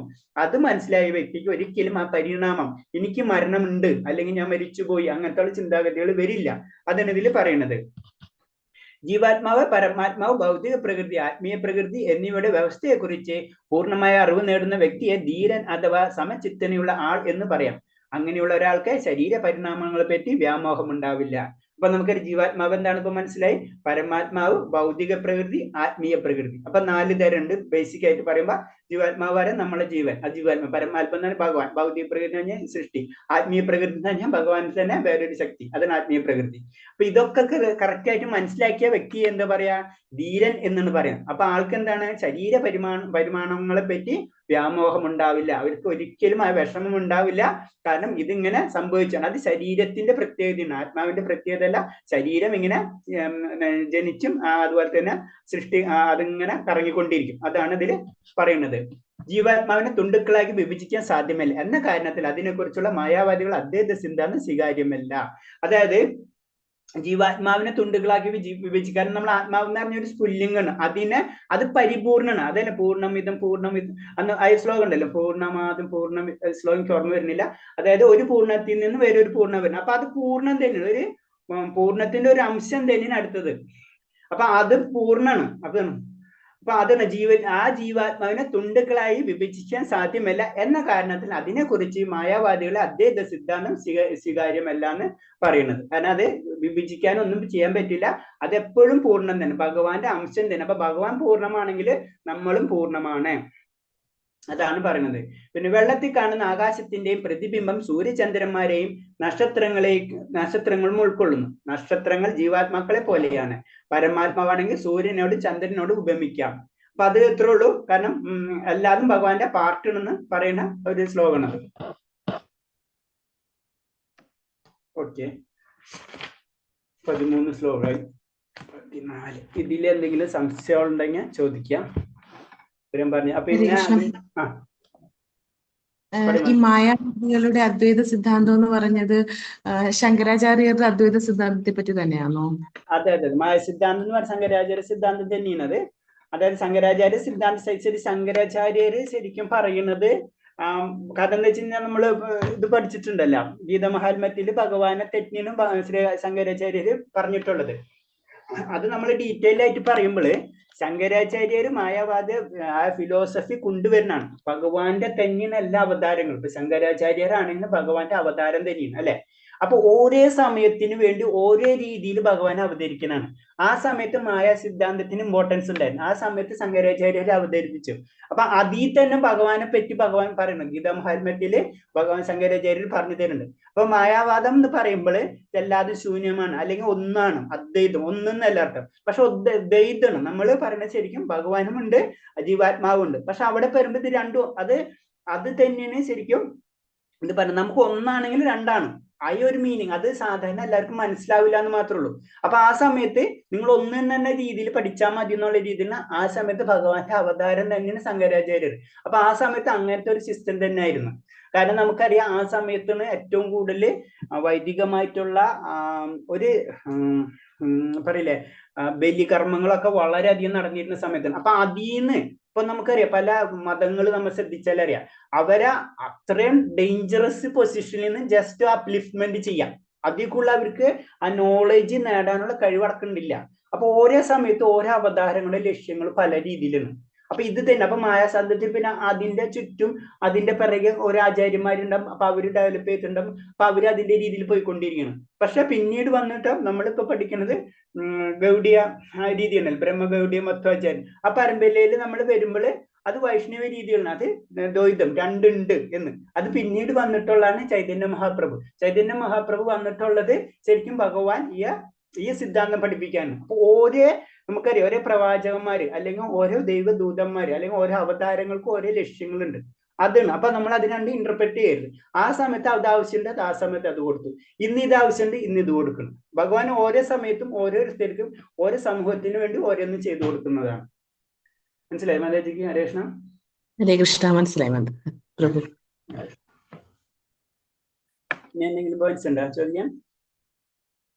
ഇത് പറഞ്ഞതിൽ എന്തെങ്കിലും ക്ലിയർ ആയാ? ഡൗട്ട് വല്ലതുണ്ടോ? ജീവാത്മാവ്, പരമാത്മാവ്, ആത്മീയത, അതാണ് ബേസിക് ഇപ്പൊ പഠിക്കുന്നത് കേട്ടോ. ഇതാണ് നമ്മള് ആത്മാവിന് ജനനം മരണമില്ല, ആദ്യമില്ല അന്തവുമില്ല. ഞാൻ അതിന്റെ ഒരു ഇത് പറഞ്ഞു വെച്ച് കഴിഞ്ഞാൽ നമ്മളെ പഠിപ്പിച്ചിട്ടുള്ളത് ഇന്ത്യ ഈ ലോകത്തിന് കൊടുത്തിട്ടുള്ളത് വട്ടപൂജ എന്നാണ് നമ്മളെ പഠിപ്പിച്ചിട്ടുള്ളത്, അല്ലെ? ബാക്കിയുള്ളത് ഫോറിനേഴ്സ് കൊണ്ടുപോയി. അപ്പോ അവര് കളിയാക്കി പറഞ്ഞാണെങ്കിലും സത്യത്തില് അതാണ് അത്, അല്ലെ? ആദ്യവും അന്തമില്ലാത്താണ് വട്ടപൂജ. മനസ്സിലായി? അതിന് ആത്മീയത, അതാണ് ഭഗവാൻ. അപ്പൊ അതാണ് നമ്മൾ ഇതിൽ നിന്ന് മനസ്സിലാക്കേണ്ടത്. അതിന് പൂർണ്ണം. അപ്പൊ അത് കൊടുത്ത് അത് പറഞ്ഞ് പെട്ടെന്ന് ഓർമ്മ വന്നപ്പോ പറഞ്ഞാണ്. ശരി. അപ്പൊ രേഷ് വേറെ എന്തെങ്കിലും ചോദിക്കാനുണ്ടോ? അല്ലെങ്കിൽ നിർത്താം നമുക്ക്.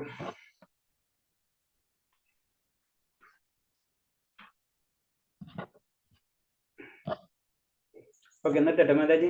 രേഷ്ണ. ഹരേ കൃഷ്ണ പ്രഭു. നിർത്തിക്കാം. ഓക്കെ. പഞ്ചകൽപതരൂപേച്ഛ കൃപാസിന്ധ്യേവച പതിനാം ഭാവനേഭ്യ വൈഷ്ണവേഭ്യോ നമോ കോടി വൈഷ്ണവ ഭക്തർക്കിജി പ്രഭുവാദിക്കിജി ഗുരുദേവ്ജിജി. ഹരേ കൃഷ്ണ. ശരി, അപ്പൊ അടുത്ത ക്ലാസ്സിൽ കാണാം നമുക്ക്. ശരി, അപ്പൊ ഹരേ കൃഷ്ണ പ്രഭു. എല്ലാവരും ഹരേ കൃഷ്ണ.